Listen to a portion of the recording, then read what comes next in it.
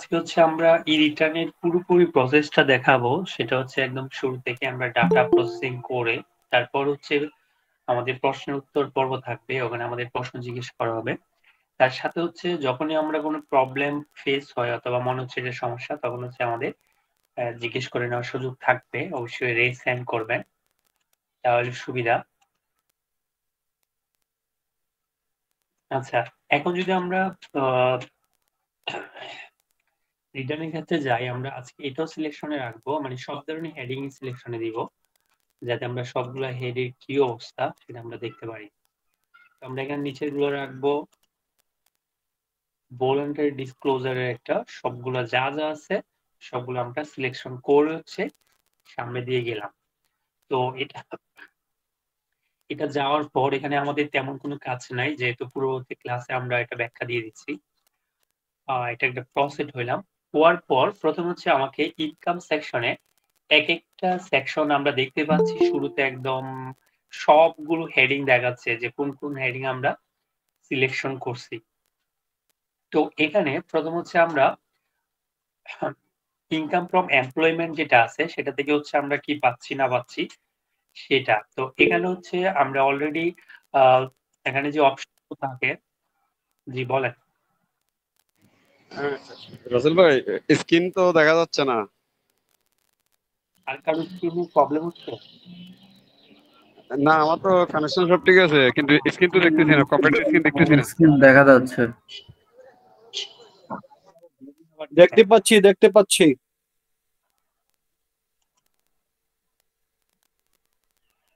জয়নুল ভাই, যদি ইয়া হয় আপনি আবার বের হয়ে ঢুকেন, কারণ স্ক্রিন দেখা যাচ্ছে। আমার কাছে দুইটা ডিভাইস তো, আমি দেখতে পাচ্ছি। স্যার আমার এখান থেকে দেখা যাচ্ছে না স্যার। প্রথমে দেখা গেছিল, এখন দেখা যাচ্ছে না। এখন ঠিক আছে, এখন ঠিক আছে স্যার। দেখা যাচ্ছে দেখা যাচ্ছে। যাদের সমস্যা হচ্ছে ওনারা একটু বের হয়ে ঢুকেন, আমি তো অ্যাকসেপ্ট দিব, এই সমস্যা নেই।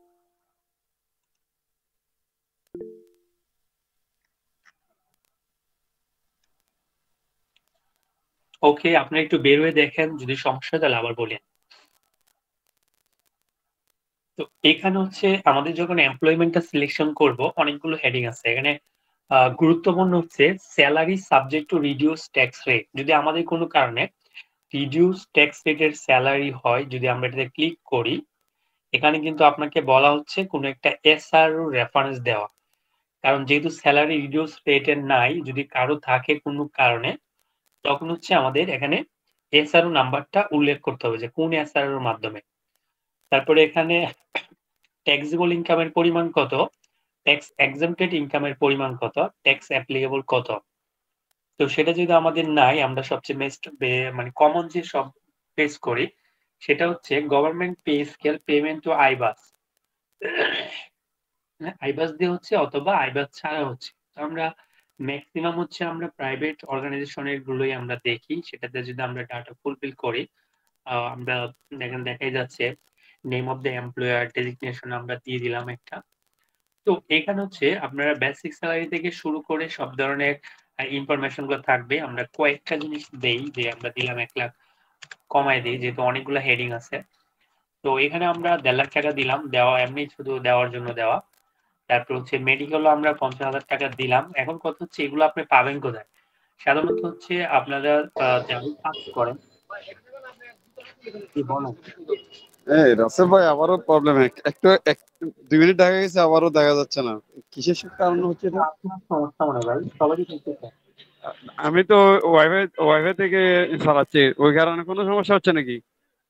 আপনি অন্যভাবে ডাটা দিলে দেখেন এরকম সমস্যা হওয়ার কথা না। অন্যদের সমস্যা হচ্ছে। স্যার স্ক্রিন দেখা যাচ্ছে, এটা ওনার সমস্যা স্যার। না না ঠিক স্যার, আছে, দেখা তো যাচ্ছে সবকিছু ঠিক আছে। আমার মনে হয় যার যার প্রবলেম সবাই আবার ওইটা ইয়ে করে আবার নতুন করে জয়েন করে।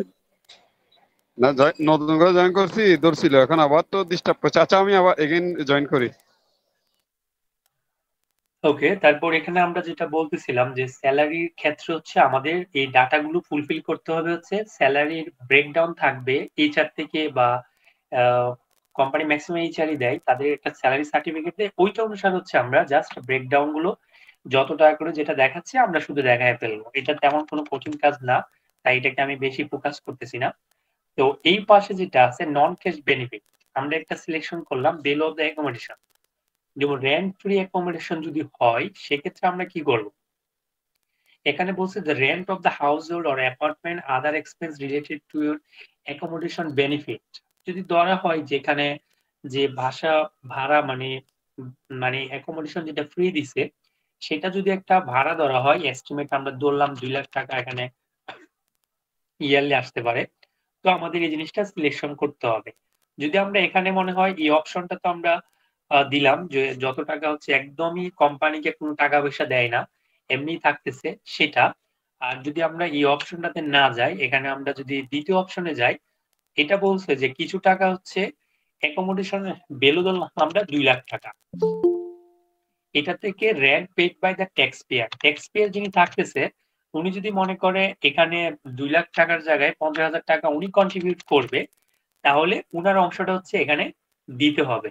তারপর আমরা ধরলাম এটা একটা সিলেকশনে রাখলাম আজকে।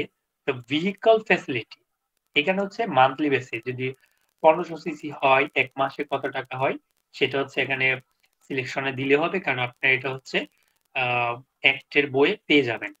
তারপর হচ্ছে আদার নন ক্যাশ বেনিফিট, যদি আমি নন ক্যাশ বেনিফিট যেগুলো হয়। জি বলেন। আহ, এইখানে যে ইয়েগুলো আছে আপনার যেগুলো এন্ট্রি দিচ্ছেন এগুলা কি সবগুলো আইটেমে কি আপনার ট্যাক্সেবল আসবে? হ্যাঁ, এটা অবশ্যই যাবে। আচ্ছা, বাট আমরা যখন যখন আমরা আগে আপনার ই রিটার্ন ছাড়া যখন করতাম তখন তো আপনার একটা থাকতো আপনার 1/3 ট্যাক্সেবল ইনকাম, বাট এটা কি ওইরকম কোনো সিস্টেমের মধ্যে পড়বে? না, এটা তো হচ্ছে মানে সবগুলা বেনিফিট একসাথে অ্যাড করে তো ওয়ানটা যাবে, সেটা এখানে আচ্ছা সিস্টেম ক্যালকুলেশন করবে। আচ্ছা, তার মানে যে ক্যাশ অন যেটা নন ক্যাশ এটাও আপনার এই সবগুলো অ্যাড করে তারপরে 1/3 হবে, তাই তো? কারণ এটা পুরোটাই তো স্যালারি, যেভাবেই পাক পুরোটা হচ্ছে স্যালারি। ওকে ওকে, ঠিক আছে, আমি বুঝতে পারছি। জি, থ্যাংক ইউ। তো এখানে আমরা যদি কোনো কিছু দেই, আমি দিলাম না যে নন ক্যাশ কিছু নাই, কারণ আমরা সবগুলো আইটেম অনেক বেশি হয়ে যাবে। আমরা প্রসিড হইলাম। হওয়ার পর এখানে আমার দ্বিতীয় অপশন দিচ্ছে হচ্ছে ফিনান্সিয়াল অ্যাসেট। তো ফিনান্সিয়াল অ্যাসেটের ক্ষেত্রে আমাদের যে অপশন গুলো থাকে এখানে আপনাদের খেয়াল করতে হবে যে কোন অপশনটা আপনার জন্য অ্যাপ্লিকেবল। ম্যাক্সিমাম হচ্ছে ইন্টারেস্ট ফ্রম সঞ্চয়পত্র, এটা কিন্তু দুইটা অপশন আছে, একটা হচ্ছে পেনশনার আর একটা হচ্ছে নন পেনশনার। আর এখানে যেটা সবচেয়ে ব্যবহার করা হয় ইন্টারেস্ট অথবা প্রফিট ব্যাংক ফিনান্সিয়াল ইনস্টিটিউটে। তো এটা যদি আমরা সিলেকশন করি আমাদের যে কাজটা হবে সেটা হচ্ছে আমাদের এখানে ব্যাংকের সিলেকশন করতে হবে। আমরা যদি ধরলাম এখানে একটা ব্যাংক দিলাম, তারপর যদি এখানে একটা উল্লেখ করতে হয় ডিপিএস অথবা FDR term deposit saving account, আমরা দিলাম একটা সেভিং অ্যাকাউন্ট নাম দিলাম, ব্রাঞ্চ একটা দিলাম, এক্সওয়াই একটা দিয়ে দিলাম। অ্যাকাউন্ট নাম্বারটা হচ্ছে এক একটা ব্যাংকের একটু বেরি করে, আমি জাস্ট একটা দিয়ে চেক করি সেটা হচ্ছে কিনা। তারপর এখানে হচ্ছে গ্রস ইন্টারেস্ট প্রফিট, এটা নিয়ে অনেকের প্রশ্ন থাকে যে এখানে কি আমরা টিডিএস যেটা কাটছে এটা বাদে দেখাবো নাকি টিডিএস সহ দেখাবো। তো এখানে হচ্ছে গ্রস ইন্টারেস্টের ক্ষেত্রে বা প্রফিট যাই বলি এখানে হচ্ছে টিডিএস সহই দেখাতে হবে। তারপর এখানে যদি আমরা ধরি 50,000 টাকা হচ্ছে সে গ্রস ইন্টারেস্ট পাচ্ছে। তারপর এখানে রিলেটেড ফিস অথবা চার্জ, এখানে যদি মানে টিডিএস ছাড়া বাকি যে চার্জ গুলো থাকে অন্যান্য খরচ থাকে মেইনটেনেন্স এটিএম মানে এগুলো সবগুলো আপনারা এখানে দেখাই দিতে পারেন। তো এখানে টিডিএস কত কাটছে, কারণ আমাদের এফডিআর এখনো সার্ভারে অ্যাটাচ হয় নাই, সেই হিসেবে আমাদের ম্যানুয়ালি দিতে হবে। তা আমি ধরলাম এটার জন্য টিডিএস 5,000 টাকা কাটছে। এখানে খেয়াল রাখতে হবে স্টেটমেন্টের একদম শেষের যে ভ্যালুটা থাকবে সেটা ধরলাম আমরা এখানে 2.5 লাখ টাকা থাকতেছে মানে এবারে প্রফিট সহ। তো এটা আমরা এখন প্রসিড হই, আমাদের এখানে কিন্তু সিস্টেমে দেখাচ্ছে মানে নেট ইনকাম কত, তারপর হচ্ছে এখানে হচ্ছে টিডিএস এর পরিমাণ কত। তা আমরা দেখি নেয় কিনা, হ্যাঁ ডাটা নিছে। তো এখন যখন আমরা দ্বিতীয় মানে 3 নম্বরে গেলাম ইনকাম ফ্রম রেন্ট, তো আমরা দুই ধরনের অ্যাসেট পাই, একটা হচ্ছে হাউস প্রপার্টি আর একটা হচ্ছে আদার দেন হাউস প্রপার্টি। তো হাউস প্রপার্টির ক্ষেত্রে এক ধরনের ট্রিটমেন্ট হয়, আর আদার্স এর ক্ষেত্রে আলাদা হয়, সেটা হচ্ছে আমরা যখন হাউস রেন্ট ইনকামের ডিফারেন্স সেটা দেখাবো সেখানে থাকবে। আমরা এখানে হাউস প্রপার্টি সিলেকশন করি, দেওয়ার পর অ্যাড্রেস অফ দ্য প্রপার্টি, প্রপার্টির যে ঠিকানা যেটা হয় আপনাকে দিতে হবে। তারপর is it in any city corporation, city কর্পোরেশনের মধ্যে হলে যেটা ইয়েস দিতে হবে, না হলে নাই। এখানে area occupy for personal use, যদি আমরা পার্সোনালি থাকি যে পার্সোনাল কোনো ইউজ হচ্ছে সেটা এখানে উল্লেখ করতে হবে। আর যদি মনে করি না, তো এখানে দেখেন দুইটা অপশন আছে, একটা হচ্ছে রেসিডেন্সিয়াল আর একটা কমার্শিয়াল। কারণ এদের যেহেতু রিটার্নের অপশন গুলো হচ্ছে ভিন্ন থাকে, সেই কারণে হচ্ছে আপনার যেটা কমার্শিয়াল ভাড়া দিলে কমার্শিয়াল দিবেন, আর যদি কমার্শিয়াল না দিয়ে থাকেন তাহলে অবশ্যই রেসিডেন্সিয়াল দেবেন। তা আমি ধরলাম এখানে 25,000 স্কোয়ার ফিট। রেন্টাল পিরিয়ড মান্থে কত টাকা এখানে রেন্টাল পিরিয়ড থাকতেছে, তো সেটা হচ্ছে আমরা রেন্টাল পিরিয়ড কত মাস, আমরা ধরলাম 12 মাসে এখানে ছিল। তারপর হচ্ছে রেন্ট অ্যামাউন্ট, আমরা ধরলাম এখান থেকে হচ্ছে 8,000 টাকা রেন্ট পাই। এটা হচ্ছে রেন্ট এনুয়াল ভ্যালু। আরেকটা হচ্ছে রেন্ট রিসিট। এই দুইটার ক্ষেত্রে একটা জিনিস হয় যে ভ্যাকেন্সির একটা ব্যাপার থাকে, ভ্যাকেন্সি অ্যালাউন্স যদি নিতে চাই সেক্ষেত্রে হচ্ছে এখানে যে রেন্ট এনুয়াল যে রেন্টের পরিমাণটা থাকে এটা, আর হচ্ছে রেন্ট রিসিপ, এই দুইটার পার্থক্য। যেমন ধরলাম আমরা রেন্ট রিসিভ করতেছি 7,50,000 টাকা, তাহলে এখানে 50,000 টাকা হচ্ছে রয়ে যাচ্ছে। এনি চার্জ যদি আমরা পেইড বাই টেনান্ট, এটা আমার মানে আমার ইনকাম হয়ে যাবে, রেন্টাল ইনকাম। অন্যান্য রিসিপ্ট পাইলেও সেটা হচ্ছে এখানে কাউন্ট হয়ে যাবে, মানে যত ধরনের ভাবেই ভাড়া পাক না কেন সেটা হচ্ছে ভাড়া হিসাবেই কাউন্ট হবে। তো এখানে দেখা যায় আমরা দেখতে পাচ্ছি যে রেন্ট গুলো ক্যালকুলেশন হয়ে গেছে, টোটাল নেট রেন্ট কত সেটা আমরা পেয়ে গেছি। আর এই পাশে হচ্ছে deduction, service charge paid by tenant, সেটা যদি না দেয় না দিলাম। আর ইউ অন দা, এখানে একটা জিনিস দেখেন, are you on the only owner, আমি যদি বলি শুধু মালিক একজন তাহলে ইয়েস দিতে হবে, আর যদি বেশি হয় তাহলে দেখেন এখানে হচ্ছে একটা পার্সেন্টেজ দিতে হবে। তো ধরলাম আমি হচ্ছে 50% এর ওনার, তাহলে আমরা 50% দিলাম। এখানে কিন্তু আবার তখন name, TIN or NID of the owners, এখানে কিন্তু দিলে আমাদের এই জিনিসটা উল্লেখ করতে হবে যে আমরা যারটা দিব কার কার ভাগ পাবে। তো আমরা এখানে ধরলাম 100%, আমরা ইয়েস দিয়ে দিলাম, তাহলে আমার একটা পার্সেন্টেজ 100 হয়ে গেল। তারপর হচ্ছে ডিডাকশন, একটা দেখেন রিপেয়ার এন্ড কালেকশন হচ্ছে কম্পালসারি ডিডাকশন, এটা অবশ্যই সবাই পাবে। জি বলেন। রাসেল ভাই রেন্টের ব্যাপারটা একটু শুরু থেকে আবার স্টার্ট করুন, আমি মিস করে গেছি তো, বুঝি না জিনিসটা, একটু ক্লিয়ার করেন। রেন্টের হচ্ছে যেটা আমরা এখানে হচ্ছে আমরা স্যার স্ক্রিনে তো কিছুই আসতেছে না। আপনাদের স্ক্রিন দেখে কারো প্রবলেম হচ্ছে? না না স্ক্রিন দেখা যাচ্ছে। দেখা যাচ্ছে স্যার, এখন আমাদের ঠিক আছে, নেট স্যার, স্লো হলে এখন- স্যার এটা প্রবলেমটা হয়, আমাদের নেটটা এখন ঠিক স্লো। আছে। রাসেল ভাই যারা- এটা ওয়াইফাই চালাইলে ডিস্টার্বটা হচ্ছে, এটা এমবি দিয়ে চালাইতে হবে, এমবি দিয়ে চালাইলে ঠিক থাকতেছে।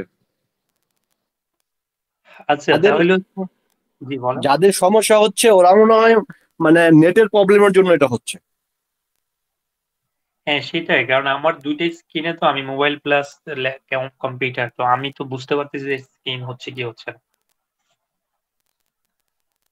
আচ্ছা এখানে রেন্টের যে ব্যাপারটা আমি বলছিলাম একটু সামারাইজ করলে, সেটা হচ্ছে সে যত ধরনের রেন্ট পাচ্ছে, সেটা ভাড়া হিসাবে হোক, সার্ভিস চার্জ হিসাবে হোক, যাই হোক, এগুলো সবগুলো হচ্ছে আমাদের সিস্টেমে দিতে হবে। যেটা নিয়ে একটা কনফিউজ থাকে সেটা হচ্ছে রেন্টের যে ভ্যাকেন্সি অ্যালাউন্স নিয়ে একটা প্রবলেম থাকে, সেটা হচ্ছে আমাদের এনুয়াল ভ্যালুটা আর হচ্ছে গিয়ে রেন্ট রিসিপ্ট, এই দুটা যদি পার্থক্য দেখায়, যেমন আমি এখানে দেখাইছিলাম 8 লাখ টাকা, আর হচ্ছে রিসিপ্ট করছি হচ্ছে 7.5 লাখ টাকা, তাহলে 50,000 টাকা আমার ভ্যাকেন্সি অ্যালাউন্স নিয়ে যাচ্ছে। সেটার ক্ষেত্রে অনেক মানে কিন্তু প্রুফ দিতে হয়, যে বিদ্যুৎ মিটার বা আদার্স যে প্রুফ দিতে হয় যেটা ভ্যাকেন্সি ছিল। স্বাভাবিকভাবে মানুষের বাসা ভ্যাকেন্সি থাকার সম্ভাবনা খুবই কম শহরের মধ্যে।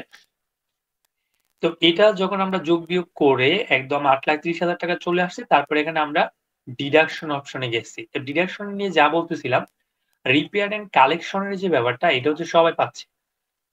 এটা কমার্শিয়ালের জন্য 30%, আর হচ্ছে যারা রেসিডেন্সিয়াল 25% পাচ্ছে।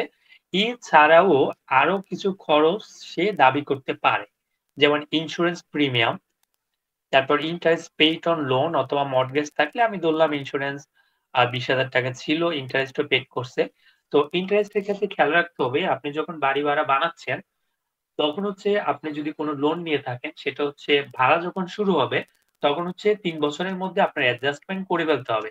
যদি কোনো কারণে অ্যাডজাস্টমেন্ট না করতে পারেন তাহলে দেখা যাবে এটা তখন আর হচ্ছে আপনার ইন্টারেস্ট হিসাবে বা লোন হিসেবে আর শো করতে পারবেন না। তো দেখা যায় এই জিনিসটা খেয়াল রাখতে হবে যদি টাকা-পয়সা মানে লোন নিয়ে বাড়ি করে, সেক্ষেত্রে আপনাদের ক্লায়েন্টের এটা খেয়াল করে দেখবেন যে ভাড়া শুরু হওয়ার ৩ বছরের মধ্যেই যাতে বেশি হোক কম হোক অ্যাডজাস্ট করে ফেলতে পারেন। আচ্ছা ভাইয়া, একটা কথা আছে। আমার লোনটা যদি আমি 20 বছরের জন্য নেই, তাহলে আমি এখানে কি করব?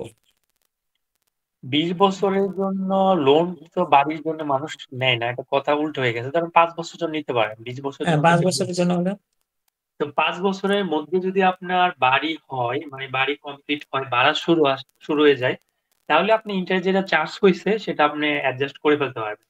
কিন্তু পরে যদি হয় সেটা নিয়ে অবশ্যই আপনার প্রবলেম ফেস করতে হবে। কারণ আপনার বাড়ি শুরু হওয়ার সাথে, সাথে মানে হচ্ছে বাড়ি কমপ্লিট হয়ে গেছে তখন থেকে কিন্তু আপনি ইন্টারেস্ট অ্যাডজাস্ট করার সুযোগ দিচ্ছে।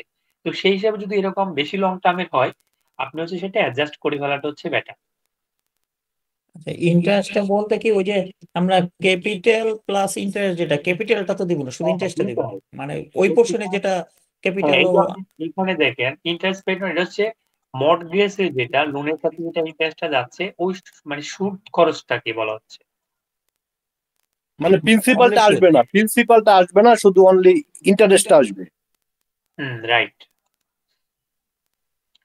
তারপর হচ্ছে এখানে মিউনিসিপাল যদি কোনো ট্যাক্স দিয়ে থাকি সেটাও কিন্তু আমরা দেখাতে পারবো। আর এখানে যেটা হবে যদি নিজেও থাকে এবং ভাড়াও দেয় সেক্ষেত্রে নিজের যে অংশটা আসবে প্রফেশনাল মানে রেশিও অনুপাতে সেটা হচ্ছে বাদ যাবে। তারপর pre rental interest paid on loan, এখানে কিন্তু অপশনটা দিছে pre rental interest paid on loan mortgage capital. আপনি যদি প্রি রেন্টাল রেন্ট শুরু হওয়ার আগেই কোনো লোন নেন, অনেকেই সেটা নেয়, তখন হচ্ছে এটা আপনি এখানে দেখায় দিবেন। একটা জিনিস খেয়াল করেন, একটা হচ্ছে বিল্ডিং বানানোর আগে লোন নিচ্ছেন, আর একটা হচ্ছে কন্টিনিউ প্রসেস যদি আপনার লোন থাকে সেটার তো ইন্টারেস্ট আপনি IT10B তে সার্চ করতে পারতেছেন। তো বাড়ি করার পারপাসে যেটা হয় সেটা হচ্ছে এখানে হচ্ছে আগের যেটা যদি থাকে এটাকে অ্যাডজাস্ট করে ফেলা, না করলে সমস্যা। আর ইন্টারেস্ট যে আপনি কোথাও দেখাইতে পারবেন না এরকম না। পার্সোনাল লোন থাকলে তো অবশ্যই আপনি IT10B তে দেখাবেন। আর বাড়ি ভাড়ার পারপাসে এটা অবশ্যই আলাদা করে নিতে হবে, পার্সোনাল লোন ঢুকাইলে হবে না। বাড়ি ভাড়ার জন্য বাড়ির জন্যই নিছেন এটা স্পেসিফিক থাকতে হবে, তখনই অ্যাডজাস্টমেন্ট করতে পারবেন। আচ্ছা তারপর ভাইয়া, এটার পারপাস যে আমি যে লোনটা নিছি ওইটা তো আমার IT10B আবার ওইখানে লোন পারপাসে ওইখানে লাইবিলিটির জায়গায় দেখাইতে হবে, তাই তো? হ্যাঁ, লোন তো দেখাইতে হবে। ওটা তো আপনার লোন থাকতেছে না ফিনান্সিয়াল ইনস্টিটিউশন, এখানে জাস্ট বলছি ইন্টারেস্ট আপনি চার্জ করে নিবেন। কারণ আপনাকে যে 3 বছরের শুরু দিচ্ছে 3 বছরে শেষ করে ফেলবেন আর কি, যাতে আর না থাকে। তারপর এখানে আরো কিছু অপশন আছে যে আনঅ্যাডজাস্টেবল অ্যাডভান্স। আমরা অনেক সময় দেখা যায় বড় একটা অ্যামাউন্ট নিয়ে নেই যে যেটা অ্যাডজাস্টমেন্ট করব না, সেটা আমরা কি সিকিউরিটি মানি হিসেবে নেই। তো সেরকম যদি থাকে সেটা আপনি এখানে দেখাবেন, এটা কিন্তু আপনার লাইবিলিটি হয়ে যাচ্ছে। তারপর হচ্ছে অ্যাডজাস্টেবল অ্যাডভান্স, এটা সাধারণত হচ্ছে বছরের সাথে অ্যাডজাস্ট হয়ে যায়, মানে এটা একদম থাকে না। এখানে একটা জিনিস খেয়াল করেন, not adjusted within 5 years, not through bank. তো এইটা হচ্ছে 5 বছরের মধ্যেই কিন্তু আপনার অ্যাডজাস্টমেন্ট করে ফেলতে হবে, সেটা কিন্তু বলছে আপনার ইনকাম হিসেবে অ্যাডজাস্ট করে ফেলতে শেষ। এখানে আরেকটা জিনিস বলছে আনস্পেন্ড রিপেয়ার কালেকশন, যদি আপনি এখানে যে আপনাকে খরচগুলো অ্যালাউ করছে স্পেশালি রিপেয়ার এন্ড কালেকশন, এটাতে যদি আপনার মানে পুরোটা যদি মনে হয় যে খরচ হয় নাই, সেটা অবশ্যই কোনো ট্যাক্স পেয়ার মানে এরকম হবে না যে খরচ হিসেবে নিবে না, এরকম না। তাহলে সে যদি অনেক বেশি অনেস্ট থাকে তাহলে দেখাতে পারবে, মানে এখানে সে বলতে পারবে যে এটুকু খরচ আমার হয় নাই, যেটা রিপেয়ারে দেখাচ্ছে, তাহলে খুব ভালো। এরকম আসলেই পাওয়া যাবে না। True true true. মানে আপনার অনেস্টির একটা সুযোগ দিচ্ছে আর কি। তাহলে পরে হচ্ছে বলছে ইনকাম ফ্রম এগ্রিকালচার। তো ইনকাম ফ্রম এগ্রিকালচারের ক্ষেত্রে বেশ কয়েকটা অপশন আছে, আর এটা সবচেয়ে কম ব্যবহার হয় কারণ মানুষ তো যারা কৃষক বা কৃষিকাজ করে ওনারা তো রিটার্ন দেয় না, আর যারা শহরে চাকরি বাকরি করে ওনারা তো আর কৃষিকাজ নাই। তো সেই হিসাবে দেখা যায় এখানে জাস্ট হচ্ছে রাখা। তো আমরা একটু ইন্ট্রোডাকশন হই, আমি ধরলাম কাল্টিভেশন, চাষবাস বাবদ। এখানে বলছে টোটাল কাল্টিভেশন এরিয়া, আমার এরিয়াটা হচ্ছে আমরা ধরলাম আমি ধরলাম 20 একর বা যাই হোক, এখানে ডেসিমল বলা হচ্ছে আপনি একর বললেন যাই নেন, তো এটা বিরাট বড় একটা চাষবাস। আমি বললাম এখানে ধান চাষ হচ্ছে, আমি নিলাম। এখানে হচ্ছে একটা প্রশ্ন যে মেইনটেন্স বুকস অফ অ্যাকাউন্টস। আমরা যদি বুকস অফ অ্যাকাউন্টস মেইনটেইন করি তাহলে একজন অ্যাকাউন্টেন্ট দরকার, একজন হবে না, দুইজন দরকার এটলিস্ট। তো সেই হিসাবে এটা প্রতি বছরে কেউ এই ধরনের খরচ বিয়ার করতে চায় না। তো তারা কি করে যে এখানে নো দিয়ে দেয়, কারণ আপনি যখন ইয়েস দিচ্ছেন তখন হচ্ছে এক ধরনের ব্যাপার আসতেছে যে আপনি পরবর্তীতে এই ডাটাগুলো দেখাইতে হবে যে আপনি এত টাকা ধান উৎপাদন করছেন, এত টাকা খরচ হয়েছে, এত টাকা লাভ হইছে। আর যদি বুকস অফ অ্যাকাউন্ট না মেইনটেইন করেন তাহলে দেখা যায় 60% হচ্ছে আপনার অ্যালাউয়েবল এক্সপেন্স হয়ে যাচ্ছে। তাহলে 40% হচ্ছে আপনাকে প্রফিট ধরে নিছে। তো 40% যদি প্রফিট ধরে নেয় তাহলে এটা খারাপ না। কিন্তু আমার মতে আরো বেশি, আরো কমানো দরকার। প্রফিটটা 30% বা 20% দরকার। কারণ অনেকেই হচ্ছে কৃষি পণ্যে বা যারা জড়িত তারা মোটামুটি লসেই থাকে। তো আমরা ধরলাম এখানে একটা 6 লাখ টাকা একটা প্রফিট, আমি প্রোডাকশন কস্ট আমরা একটা দিলাম যে আমরা যেহেতু জানি যে 30 বা 60% অ্যালাউয়েবল, তো আমি ধরলাম এই পরিমাণ একটা অ্যামাউন্ট আপনারা হিসাব করে দিয়ে দিবেন। যত টাকা 60% অ্যালাউয়েবল আসছে সেটা। তো দিয়ে দেওয়ার পর আমরা সামনে যাই যেহেতু এই হেডিংটা অ্যাপ্লিকেবল কম। এইখানে দেখেন অনেক কিছু বলার আছে এবং বুঝার আছে এই হেডিংটাতে। এটি খেয়াল করেন, এখানে প্রথমে বলছে হচ্ছে regular business and professional income. এটা হচ্ছে আপনার যখন রেগুলার বিজনেস হয়, আপনি এমন কোনো বিজনেস করতেছেন যেটা হচ্ছে রিডিউস ট্যাক্স রেট নাই, তখন হচ্ছে আপনি এটা এই হেডিংটা সিলেকশন করবেন। আর যদি মনে করেন আপনার হচ্ছে এই জিনিসটা খেয়াল করেন, business or profession subject to minimum tax, যদি বিএসএমটি হয় মানে মিনিমাম ট্যাক্সের আসে, তখন দেখেন ডান পাশে অনেকগুলা সেকশন শো করাচ্ছে।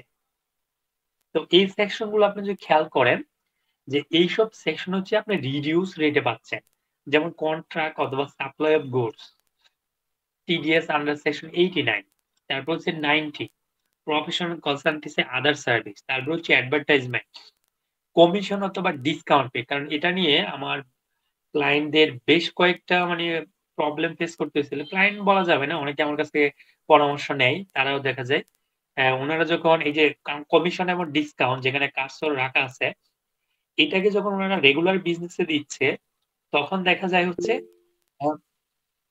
হ্যাঁ বলেন।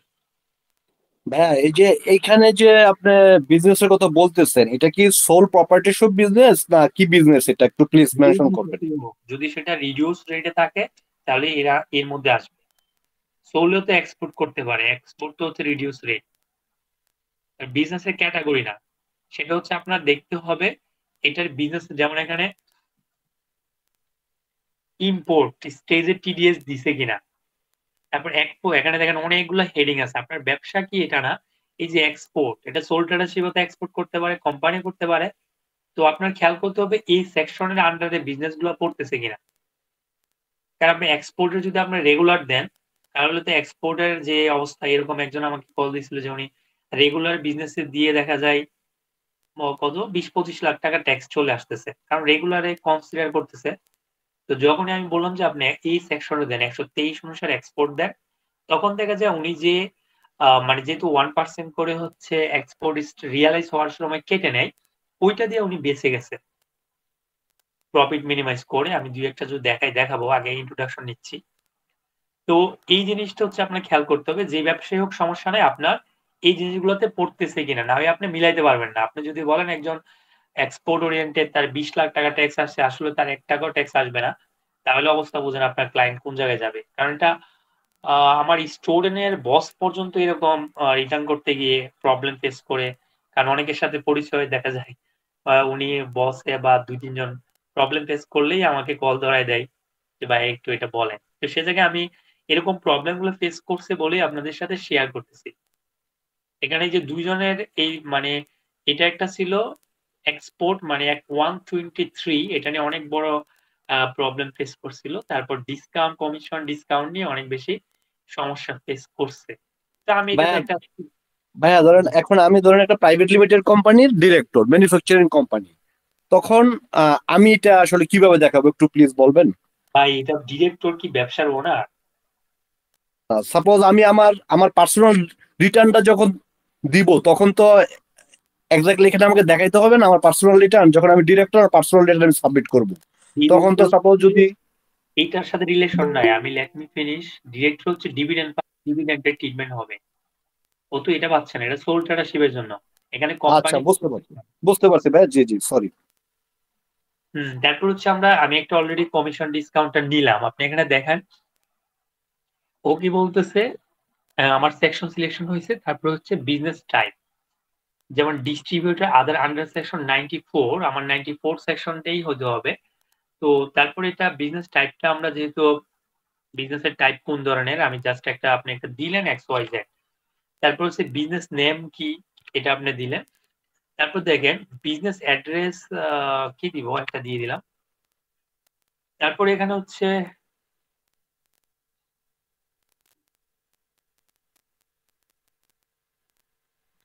তারপর এখানে হচ্ছে ইনকামের যেটা খেয়াল রাখবেন এটা যখন প্রিপেয়ার করবেন, কারণ এখানেও সেম জিনিস আছে। কারণ এই রিটার্নের ক্ষেত্রে হচ্ছে ইন্ডিভিজুয়াল বা সোল প্রপার্টিশিপ যেগুলো আছে এগুলো কিন্তু এখানে আসে। সেক্ষেত্রে এখানে বুকস অফ অ্যাকাউন্ট মেনটেন করা বা না করা এই অপশনটা থাকে। তো অনেকে দেখা যায় মন গড়া এই যে অংশটা মেনটেন্স বুকস অফ অ্যাকাউন্টস ইএস দিয়ে এগুলা ব্যালেন্স শিট মিলাই ফেলার চেষ্টা করে।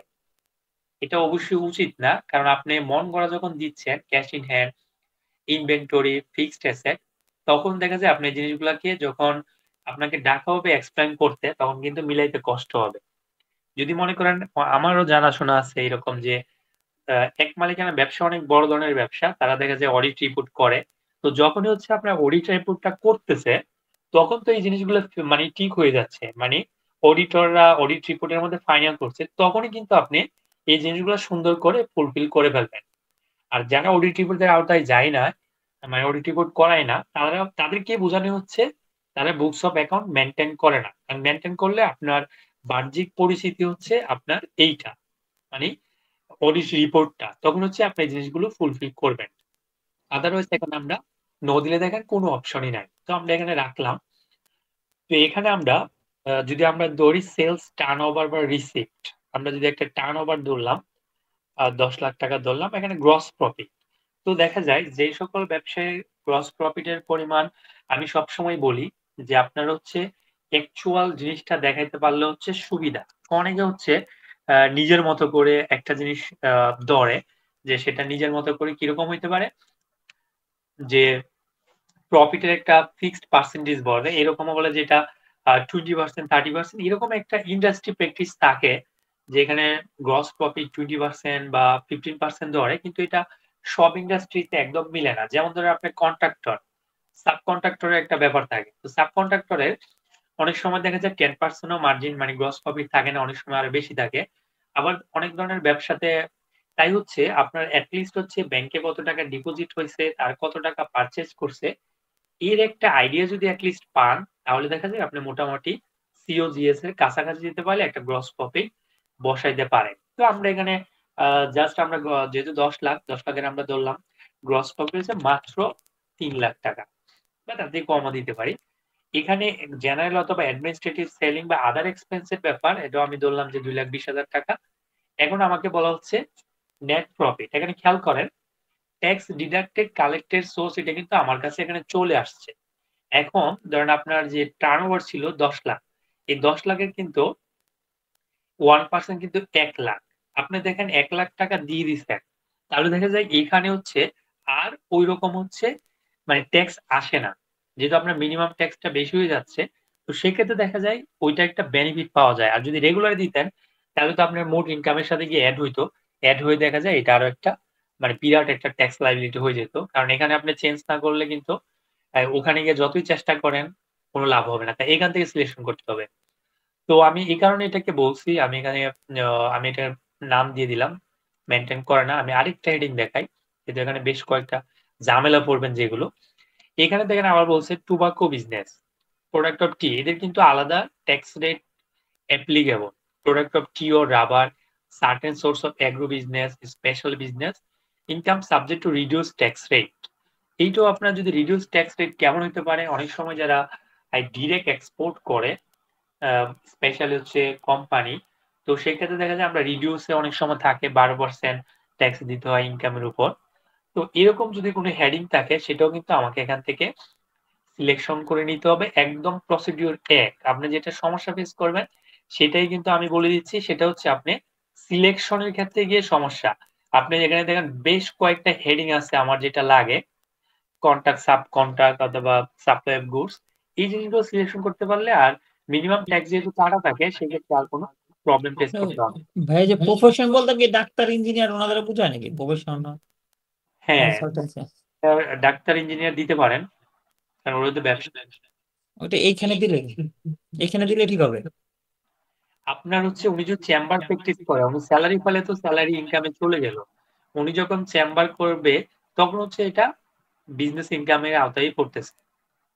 আর যদি উনি মেডিকেল থেকে স্যালারি পাচ্ছে তাহলে তো ওইটা স্যালারি অংশ দিয়ে যাচ্ছে। ক্লিয়ার? হ্যাঁ হ্যাঁ ক্লিয়ার। মানে সেপারেট একটা লিগ্যাল এন্টিটি, একটা সোল প্রপার্টি হিসেবে একটা কোম্পানি থাকতে হবে। হ্যাঁ, এখন ধর চেম্বার দিলে এগুলো সব ট্রেড লাইসেন্স থাকতে হবে, তাই তো? এইটাই বলতেছিলাম, সবগুলা ট্রেড লাইসেন্স থাকতে এরকম না। যেমন ডক্টর যদি প্রাইভেটে চেম্বার করে সেক্ষেত্রে তো আর ও ট্রেড লাইসেন্স নিচ্ছে না, ও সার্ভিস দিচ্ছে। তো সেই ক্ষেত্রে কিন্তু তার ওই চেম্বারের ইনকামটা হচ্ছে কি হবে, বিজনেস ইনকাম। টিচার মনে করেন ব্যাচ পড়াচ্ছে, কোচিং করাচ্ছে, সেটা তার বিজনেস ইনকাম, সে তো আর টিম নিতে হচ্ছে না। মানে এরকম হচ্ছে বিজনেস মানে প্রফেশনাল একই, ওইটা প্রফেশনাল ইসলামে কিন্তু সে এই হেডিংটাকে ইউজ করবে। এই হেডিংটা যদি সে ইউজ করে এখানে কিন্তু সে প্রফিট লস কত এটাকে সে দেখাইতে পারবে। সো শুধু যে ট্রেড লাইসেন্স থাকতে হবে এরকম না, আপনার যেগুলো হচ্ছে ব্যবসার ক্যাটাগরিতে পড়ে খরচ দাবি করার ব্যাপার আসতেছে সেইগুলোকে হচ্ছে আপনারা এই বিজনেসের মধ্যে নিয়ে চলে আসবেন।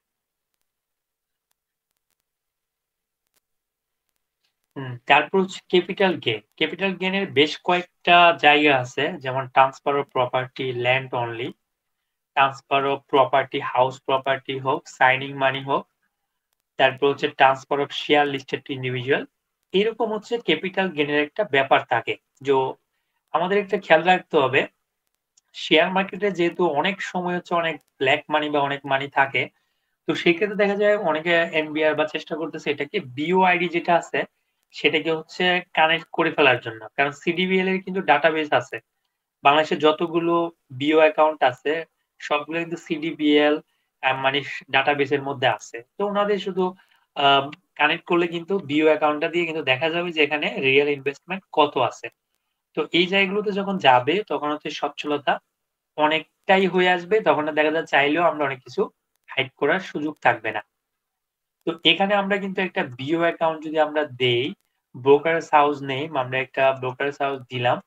পোর্টফোলিও স্টেটমেন্ট রেফারেন্স বলছে যে আপনাকে যে পোর্টফোলিও স্টেটমেন্টটা দেয় ব্রোকারেজ হাউস, আপনারা যখন 1 বছরের নেন তখন কিন্তু ওনারা একটা রেফারেন্স দেয়। তো আমরা রেফারেন্স দিলাম এটা। রেফারেন্সের ডেট কখন বলছে, কারণ এটা দিয়ে হচ্ছে সে ট্র্যাকিং করতে পারবে। যদি কখনো যাচাই করার দরকার হয় ব্রোকারেজ হাউসকে যদি একটা কল দেয় তখন কিন্তু মানে জাস্ট এই রেফারেন্স বললে ওনারা কিন্তু এই তথ্যগুলো দিয়ে দিতে পারে। তারপর হচ্ছে gross realise gain or loss. আমরা এটা জানি যে শেয়ার মার্কেটের হচ্ছে যদি ক্যাপিটাল গেইন 50 লাখ টাকার উপরে যায় তখন হচ্ছে তার উপর 15% ট্যাক্স দিতে হয়। আর যদি 50 লাখ টাকার নিচে আসে তাহলে কিন্তু আর ট্যাক্স দেওয়ার কোনো প্রশ্ন আসতেছে না। কিন্তু এটা শেয়ার মার্কেট অনেক বেশি প্রবলেম ক্রিয়েট হয় এটা নিয়ে, যে যখন ট্যাক্সের ইস্যুটা আসছিল মার্কেট ফল করে। কিন্তু আসলে 50 লাখ টাকার উপরে মানে যারা হচ্ছে ক্যাপিটাল গেইন আছে বা করবে তাদের সংখ্যা কিন্তু খুবই কম। কারণ 50 লাখ টাকা তো আর চারটিখানি কথা না, কিন্তু কিছু মানুষ আছে। তো যদি আমি এখানে 60 লাখ টাকা দেই তাহলে দেখা যায় 10,000 টাকা হচ্ছে আমাকে মানে সে কি করবে মানে 50 লাখ টাকা হচ্ছে সে কনসিডার করবে। এখন যদি আমার কোনো এক্সপেন্স থাকে যেটা হচ্ছে বিও মেইনটেনেন্স এক্সপেন্স থাকতে পারে, বা ব্রোকারেজে অনেক সময় আমাদের কাউন্সেলিং দেয় এর জন্য একটা মানে ইয়া থাকে, একটা চার্জ কাটতে পারে। তা এই জিনিসগুলো হচ্ছে তখন আমাদের কনসিডারে নিয়ে আসবে। আমরা সেভ করে গেলাম। এখন হচ্ছে ইনকাম ফ্রম আদার সোর্সেস। আমরা এর আগে যে সোর্স গুলো দেখছি এদের কোনোটাতে যদি আমরা ডিরেক্ট না দিতে পারি তাহলে কিন্তু আমাদের এখানে দিতে হবে। তো আমরা যখন এখানে দিব দেখেন এইগুলো হচ্ছে রয়্যালিটি। রয়্যালিটি কিভাবে পাই আমরা জানি। তারপর হচ্ছে পেমেন্ট ফ্রম ডব্লিউআইপিপি যদি এগুলোতে কিছু পাই, লাইসেন্স, টেকনিক্যাল, মানে অসংখ্য ভাবে হচ্ছে এখানে পাইতে পারি এনি আদার ইনকাম। টিউশন করে পাইতে পারে, মানে শেষ নাই। তো এই জিনিসগুলো যখন থাকবে, যেখানে এখানে আরেকটা অপশন দিয়ে রাখছে lottery, puzzle, card, online game similar. এখানে মানে অনলাইন গেম মানে তো বুঝতেই পারছেন, এগুলোও কিন্তু আপনার ইনকাম হিসাবে কাউন্ট করতে বলছে, মানে আদার সোর্স অফ ইনকাম হিসাবে দেখাইতে বলছে।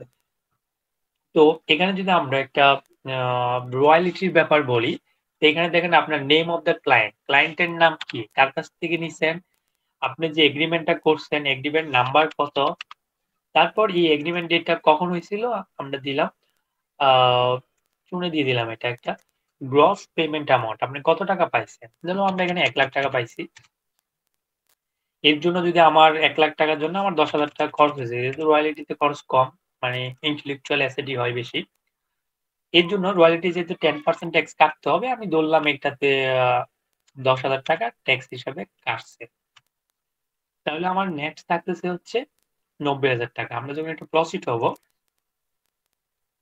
এখন আমার কাছে আসতেছে, আমরা যেহেতু সিলেকশনে রাখছিলাম স্পাস অথবা মাইনর ইনকাম, আমাদের ছেলে মেয়ে বা যারা ডিপেন্ডেন্ট তারা যদি কোনো ইনকাম করে সেটা কিন্তু আমাদের এখানে দেখাইতে হবে। তো নেট ইনকাম যার কাছ থেকে আসুক না কেন সেটা আমরা উল্লেখ করতে পারি, কারণ অনেক সময় উল্লেখ করার আমরা গত ক্লাসে বলছিলাম কেউ কেউ উল্লেখ করা পছন্দ করে, কেউ করতে চায় না, কারণ যেহেতু এটা হাইট রাখার ব্যাপার থাকে, তাহলে এটা পুরোটা হচ্ছে ইথিক্যাল মানে ব্যাপার, ইথিক্স থাকলে সেটা করবে না করবে না। তারপর স্পাসের কি নাম বলছে, একটা নাম দিতে হইলো, তার কখন বাচ্চাকার জন্ম তারিখ কত, সেটা একটা ব্যাপার থাকে, এগুলো দেওয়া অনেকটা কঠিন। আমি একটা জাস্ট সিলেকশন করে ফেললাম। রিলেশনশিপ দেখেন এখানে কিন্তু অপশন 3টা দিচ্ছে, আপনার স্পাউস হতে পারে, ডটার হতে পারে, অথবা সান। আমরা দিলাম যে আপনার ছেলে টিউশন করে বোধ কষ্টে 10,000 টাকা ইনকাম করছে, সেটা আমরা দেখাতে চাচ্ছি। সোর্স অফ ইনকাম আমরা এটা টিউশন দিয়ে দিলাম, টিউশন করে করছে। তাহলে এটা হচ্ছে আমরা সিলেকশন করলাম, কারণ এখানে জটিল কিছু নাই, জাস্ট শো আপ করা। এখন আমাদের কাছে যেটা আসছে সেটা হচ্ছে কি পার্টনারশিপ ফার্ম।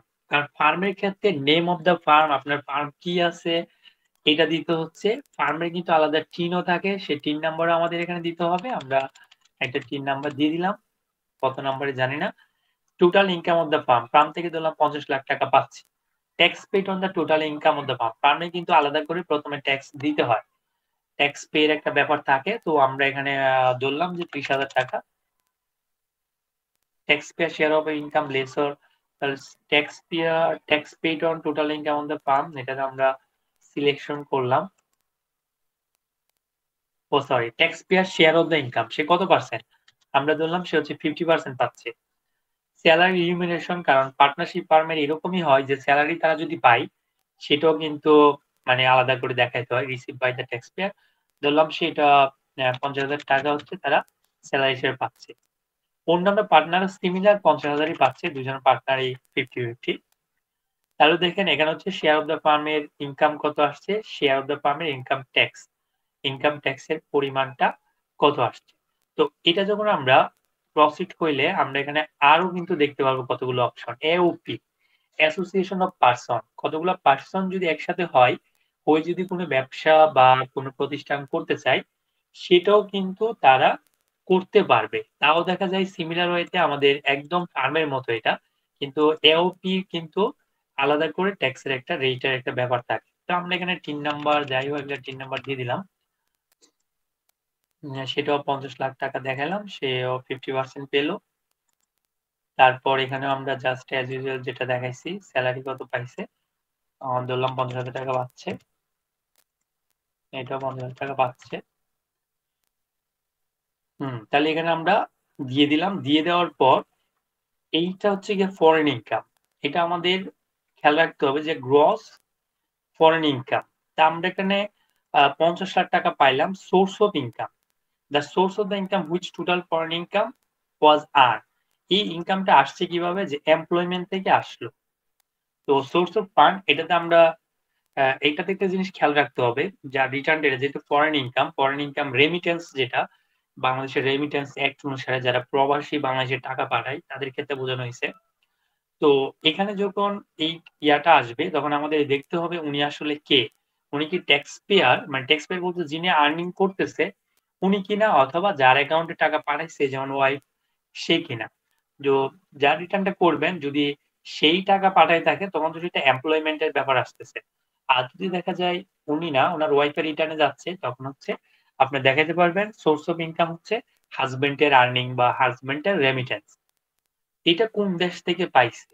কেউ হয়তো কাতার থেকে, কেউ হয়তো ইতালি থেকে, বিভিন্ন দেশ থেকে মানুষ পাইতে পারে, মালয়েশিয়া দিলাম। নেম অফ দ্য এমপ্লয়ার অথবা কোম্পানি, ওর যে উনি যে কোম্পানির আন্ডারে চাকরি করছে সেটা, সে নামটা আপনি কোথায় পাবেন?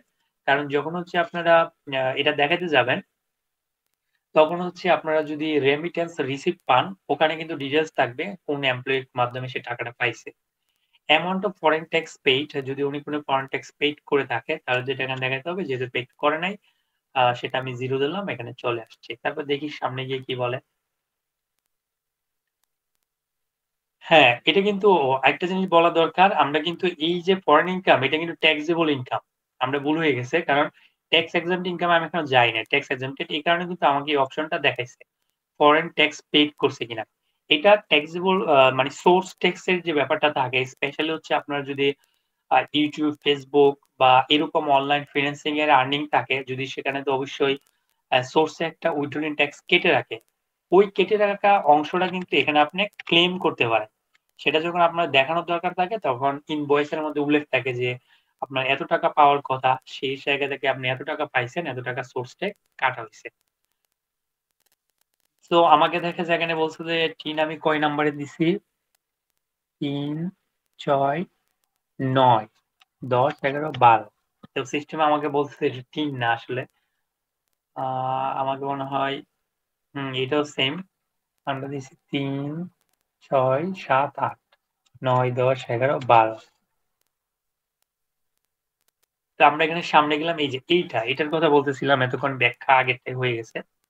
এখানে যখন আমরা জিনিসটা থাকবে যে ফরেন রেমিটেন্স, এটা কিন্তু সর্বপ্রথম রেমিটেন্স। আপনাদের অনেকেই এটা নিয়ে যে প্রবলেম গুলো ফেস করে সেইগুলো কিন্তু সমাধান এখানে আছে। যদি ফরেন রেমিটেন্স হয় ট্যাক্স এক্সেম্পটেড, সফটওয়্যার অথবা আইটি বিজনেস, এটা হচ্ছে আপনারা 6 শিডিউলে পার্ট 1 এ মানে পেয়ে যাবেন। অনেকগুলো একটা আইটির কিছু একটা লিস্ট আছে, যেমন সফটওয়্যার আইটি বিজনেস, সেটা যদি এক্সপোর্ট করা হয় তখন কিন্তু সেটা ট্যাক্স এক্সেম্পটেড হচ্ছে, বাংলাদেশে না বাইরে এটা এক্সপোর্ট হইতে হবে। তারপর হচ্ছে income from tax এক্সাম্পটেড bond or security যদি থাকে, ওয়েলফেয়ার অ্যালাউন্স অফ গভর্নমেন্টে যদি মুক্তিযুদ্ধ কল্যাণটা যাই থাকে, reward from government, old home price, income from pension, তারপর হচ্ছে universal pension scheme exempted by SRO. কিন্তু আমরা জাস্ট একটা রেমিটেন্সের অংশটা দেখবো। তো রেমিটেন্সের অ্যামাউন্টটা ধরলাম 10 লাখ টাকা। কান্ট্রি কোন কান্ট্রিতে, কান্ট্রি অফ আর্নিং আমরা ধরলাম দুবাই থেকে উপার্জন করছে। জি কেউ কিছু আচ্ছা ধরলাম ডি কান্ট্রি থেকে। তারপর সোর্স অফ ইনকাম, সেটা সোর্স অফ ইনকাম কি এমপ্লয়মেন্ট থেকেই সাধারণত পায়। নেম অফ দ্য এমপ্লয়ার, কোন ধরনের এমপ্লয়ার আছে, কার কাছ থেকে পাইছে সেটা। এখন হচ্ছে mode of remittance, banking channel আছে, আরেকটা হচ্ছে ফরেন কারেন্সি ডিক্লারেশন এট কাস্টম পয়েন্ট। আপনি জানতে এটা অবশ্যই জানেন, হুন্ডির মাধ্যমে টাকা পয়সা আনলে সেটা রেমিটেন্স হিসেবে কাউন্ট হবে না, অবশ্যই এটা ব্যাংকিং চ্যানেলেই হতে হবে। তারপর দেখেন ব্যাংক বা মানি ট্রান্সফার এজেন্সি নেই, যে ব্যাংকের কোন ব্যাংকে আসছে, মানি ট্রান্সফার এজেন্সি, সেটা কিন্তু এখানে উল্লেখ করতে হচ্ছে। তারপর হচ্ছে অ্যাকাউন্ট নেম, মানে বিভিন্ন ধরনের যে অ্যাকাউন্টের যে অ্যাকাউন্টে আসছে অ্যাকাউন্ট নেম যেটা আছে সেটা কিন্তু অ্যাকাউন্টের নামটা দিতে হবে, যার যে নামই হোক না কেন। তারপর হচ্ছে অ্যাকাউন্ট নাম্বার যাই হোক আমরা একটা নাম্বার দিলাম। এখানে দেখেন আমাকে পুরো টাকাটাই হচ্ছে ট্যাক্স এক্সাম্পটেড ইনকাম বলতেছে, এখানে কিন্তু কোনো ট্যাক্স কাউন্ট করে নাই। তো এটা আমরা এখানে সেভ দিয়ে চলে গেলাম। এখন আসছে হচ্ছে আমাদের ভলান্টারি ডিসক্লোজার অফ ইনকাম। আমরা যদি স্বেচ্ছায় ডিসক্লোজার করতে চাই তখন হচ্ছে আমাদের এই জিনিসটাতে চলে আসতেছে, যেটা ওয়ান অফ দ্য কমপ্লেক্স এবং ঝামেলা। এখানে দেখেন কি কি সোর্স আছে, ইনকাম ফ্রম এমপ্লয়মেন্ট আছে, ফিনান্সিয়াল অ্যাসেট আছে, র্যান্ট, সবগুলা হেডেরই হচ্ছে থাকতে পারে। তাই আপনাকে হচ্ছে হেডিং ওয়াইজ চিন্তা করতে হবে, agriculture, business, capital gain, income from other sources. তো maximum house income from rent হইতে পারে। তো যেটা থেকেই হচ্ছে থাকতেছে সেই ক্ষেত্রে আমাদের মানে এখানে হচ্ছে ডিক্লেয়ার দিতে হবে। আমরা ধরলাম এটা। পার্টিকুলার হিসাবে। জি বলেন। রাসেল ভাই, এগুলো কি একজন ব্যক্তির বিভিন্ন ধরনের ইনকাম থাকলে তখন এই হেডের দিক দিতে হবে নাকি? এটা আসলে কেমনে বলবো, কারণ সব যতগুলা থাকলে তো দিবেন, যার সাথে তো আমরা আহ, সব হেড নিয়ে আলোচনা করতেছি প্র্যাকটিক্যালি। আপনার যেটা থাকে একজনের করে এতগুলা থাকবে না, এতগুলো হেড কি আর কারো থাকবে? 2টা 3টা 5টা 12 থাকলে দিবেন আর কি। আচ্ছা, তারপর হচ্ছে আমরা পার্টিকুলার হিসেবে আমরা দিলাম, তারপর হচ্ছে assessment year of the earning. এটা অ্যাসেসমেন্ট ইয়ারের যে অ্যাসেসমেন্টে মানে আমরা তো দেখাচ্ছি 25-26, সেটা মনে করেন অ্যাসেসমেন্ট ইয়ার ছিল 23-24। 23-24 দিলাম। Net income 23-24। নেট ইনকাম এখানে আমার কত টাকা ইনকাম ছিল ধরলাম, আমি এখানে 10 লাখ টাকা 6 লাখ টাকার একটা নেট ইনকাম আমি দেখাইলাম। এখানে কিন্তু আমাকে একটা ডিক্লেয়ার দিতে হচ্ছে, I solemnly declare that the disclosed income is derived from legitimate sources, মানে বৈধ উৎস থেকে আসছে, ব্ল্যাক মানি না। মানে ব্ল্যাক মানি বলতে কোনো সন্ত্রাসী, অস্ত্র পাচার, হাবিজাবি থেকে আসে না, এই টাকাটা হচ্ছে একদম বৈধ সোর্স থেকে হয়েছে। and not from any criminal activities, কোনো ধরনের ক্রিমিনাল অ্যাক্টিভিটিস আসবে না। আন্ডার এনি আদার ল, যেটা হচ্ছে ফর দ্য বিং এনফোর্স, কোনো আইন দ্বারা সেটা কি ইলিগেল মানে এরকম হবে না, বৈধ চ্যানেলের টাকা সেটাকে দেখানো হয়েছে না, এটাই আসবে। To be the best of my knowledge, there is no pending proceeding against me under section এখানে 200 মানে 200, 311, 300 এই রেফারেন্স গুলো হচ্ছে আপনারা একটু দেখে নেবেন। ওখানে বলছে যে কোন কোন হিসাবে হচ্ছে আপনি অ্যালাউ করতে পারবেন না। আমাকে কিন্তু এটা প্রসিড হইতে গেলে অবশ্যই এখানে আমাকে এই জিনিসটাকে মানে দিতে হবে যে solemnly declare। দেওয়ার পর আমরা অলরেডি রিবেটের মধ্যে সব হেডিং ইনকাম এখন আমাদের শেষ করে এখন হচ্ছে আমরা চলে আসছি রিবেটের অংশে। তো আমরা জাস্ট একটাই দেখাইলাম, লাইফ ইন্স্যুরেন্স প্রিমিয়ামের একটা রিবেট এখানে ছিল, এটাতে জি বলেন। ভাইয়া আমার তো ইনকামের অপশনটা চলে গেল। এখন আমার কোশ্চেনটা হলো, আমি তো ফার্মের অপশনটা পেয়েছি, অ্যাসোসিয়েশন অফ পার্সনের অপশনটা পেয়েছি। এখন লেটস সে আমি রিমুনারেশন পাই, আমার অ্যাকাউন্টে রিমুনারেশন আসে একটা প্রাইভেট লিমিটেড কোম্পানি বা পাবলিক লিমিটেড কোম্পানি থেকে, ওইটা আমি কোথায় দেখাবো? রিমিউনেশন বলতে রিমুনারেশন বলতে সাপোজ লেটস সে আমি একটা কোম্পানি, আমি ধরেন এখানে সময় দিচ্ছি, আমাকে ওইখান থেকে একটা স্যালারি দিচ্ছে, এই স্যালারিটা পাচ্ছি আমার অ্যাকাউন্টে, এটা ঢুকতেছে অ্যাজ এ ইনকাম হিসাবে। হ্যাঁ, সেটা প্রাইভেট হোক পাবলিক লিমিটেড কোম্পানি হোক, আমাকে একটা প্রতি মাসে একটা ইনকাম আমি পাচ্ছি স্যালারি বেস, এটা আমি কোথায় দেখাবো? স্যালারিতে স্যালারি অপশন আছে না, প্রথমে তো আমরা স্যালারি নিয়ে কথা বললাম, স্যালারিতে আচ্ছা, দেখাবেন। তখন এটা আমার রিমুনারেশনটা ওই স্যালারি অপশনই থাকবে, তাই তো? অবশ্যই। আচ্ছা, আমি বুঝতে পারছি। জি, কিছু বলবেন? হ্যাঁ, আচ্ছা, উনি সানাউল ভাই যে কথাটা বললো, এখানে তো ওনার যে প্রতিষ্ঠানে কর্মরত আছে ওখান থেকে একটা স্যালারি পাচ্ছে, আবার যেখানে কনসালটেন্সি করতেছে ওখান থেকে একটা পাচ্ছে। এখন দুইটা একসাথে কিভাবে দেখাবে? না না না, আমার কোশ্চেনটা এরকম ছিল না। আমার কোশ্চেনটা ছিল লেটস সে আপনি ধরেন একটা কোম্পানির ডিরেক্টর, রাইট? ওইখান থেকে আপনি প্রতি মাসে একটা ওখানে সময় দিচ্ছেন, দ্যাট মিনস আপনি ওইটার পার পিছনে একটা স্যালারি পাচ্ছেন, ওই টাকাটা আপনার পার্সোনাল অ্যাকাউন্টে ঢুকতেছে ইনকাম হিসাবে। এটা আমার কোশ্চেন ছিল। আচ্ছা আচ্ছা, ঠিক আছে, আমি যেটা করছি ওই ধরনের তো হইতে পারে, একটা চাকরি করতেছি আবার অন্যদিকে কনসালটেন্সি করতেছি, এখন কনসালটেন্সি থেকে আমার ইনকাম আসতেছে, ওইটা কিভাবে দেখানো হবে? ওইটারই উত্তর দিচ্ছি, আপনি কনসালটেন্সি করতেছেন, এটা আপনার জন্য স্যালারি তো স্যালারি হেডিং এ তো আপনি 500 ধরনের জায়গা থেকে স্যালারি পান, সবগুলোই দেখাতে পারবেন। ওটাতে একটা দেখাতে হবে এরকম কোনো ইস্যু না। আর সানাউল্লাহ ভাই যেটা বললো, ডিরেক্টররা এটা নিয়ে আগে কনফিউজ হইতো, এবার এটা সংশোধন করছে যে ডিরেক্টররা যে টাকা পয়সা পাবে এটা রিমিউনেশন হিসাবে অর্থাৎ স্যালারি হিসাবে কাউন্ট হবে। তো স্যালারি হিসাবে কাউন্ট হলে আমরা এমপ্লয়মেন্টে দেখাই দিব, এটা তো শেষ। তারা যদি আবার ডিভিডেন্ড পায়, ডিভিডেন্ডে দেখ ক্যাপিটাল যে ডিভিডেন্ড যে জায়গায় দেখাইতে হয় ফিনান্সিয়াল অ্যাসেট, সেই জায়গায় আমরা দেখাই দিব। মানে হচ্ছে আমাদের কোনো না কোনো হেডে তো পড়বে, সেই হেডটাতে আমাদের দেখাই দিতে হবে। বুঝতে পারছেন? কারণ জি আপনার জি আমি ক্লিয়ার ভাইয়া, থ্যাংক ইউ, আমি ক্লিয়ার। ঠিক আছে ভাইয়া, এডিটিং অপশন আছে, একদম ক্লিয়ার। ওকে, আপনি ডিটেলসটা শুধু অ্যাড করবেন, অ্যাড করে করে এই যে অ্যাড করবেন মানে হচ্ছে যতগুলোই থাকে ডিটেলস দিয়ে দিয়ে দিবেন, আপনার বলেন যে একটা দেখাইতে হবে। আচ্ছা, এখান থেকে আমরা শুধু একটা দেখাচ্ছি, আপনার যেটা প্রয়োজন হয় সেটা হচ্ছে আপনার এখান থেকে এক এক করে হচ্ছে সিলেকশন করে দিতে পারবেন, রিবেটের যে ব্যাপারটা। তো তারপর হচ্ছে, কারণ রিবেট নিয়ে তো আলোচনার ব্যাপার নাই। আর এখানে হচ্ছে এক্সপেন্ডিচার, এটা নিয়ে যেহেতু আমরা গত বলছি, আমরা এখানে এক্সপেন্ডিচার বাড়াই দিলাম।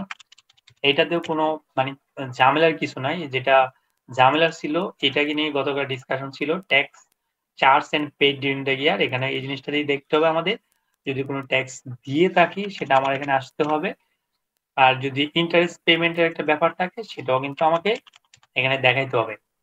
তো এটা শেষ। এখন যেটা আমাদের আপনি দেখতে পাচ্ছেন যা কিছু হয়েছে, দেখেন ডিফারেন্সের পরিমাণটা কত, 92,39,500। তার মানে এখন আমাদের এইটা মিলানোটা হচ্ছে চ্যালেঞ্জিং, যে আমার এটাকে কিভাবে নীল করব। আমরা যদি একটু দেখি এখানে, যে আমাকে বলছে নেটওয়েল ছিল আমার, এইটা থাকতেছে কিন্তু নেটওয়েল প্রিভিয়াস ডেটে এটা ছিল, কিন্তু আমার সোর্স অফ ফান্ডটা বেড়ে টোটাল সোর্স অফ ফান্ড হয়ে গেছে প্রায় 1,59,500। এখন আমার এত এত টাকা পাইছি, এটাগুলোকে আমরা ফিনিশিংটা কোথায় দিব?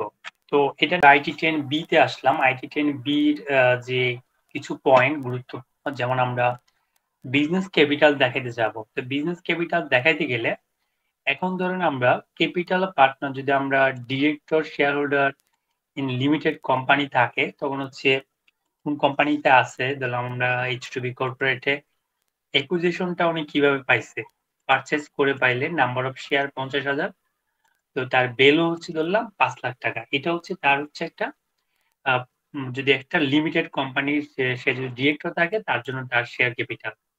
যদি আমরা আরেকটা ক্যাটাগরি যারা লিমিটেড না তাদের ক্ষেত্রে সিলেকশন করি, এটা গুরুত্বপূর্ণ। তো আমরা বিজনেসের নাম দিলাম, টোটাল বিজনেস অ্যাসেট কত সেটাও দিলাম, কারণ এটা হচ্ছে অ্যাসেট মাইনাস লাইবিলিটিসটাকে হচ্ছে বিজনেস ক্যাপিটাল হিসেবে বোঝায়। এক মালিকানাতে এইভাবেই আসলে ক্যালকুলেশন করা হয়।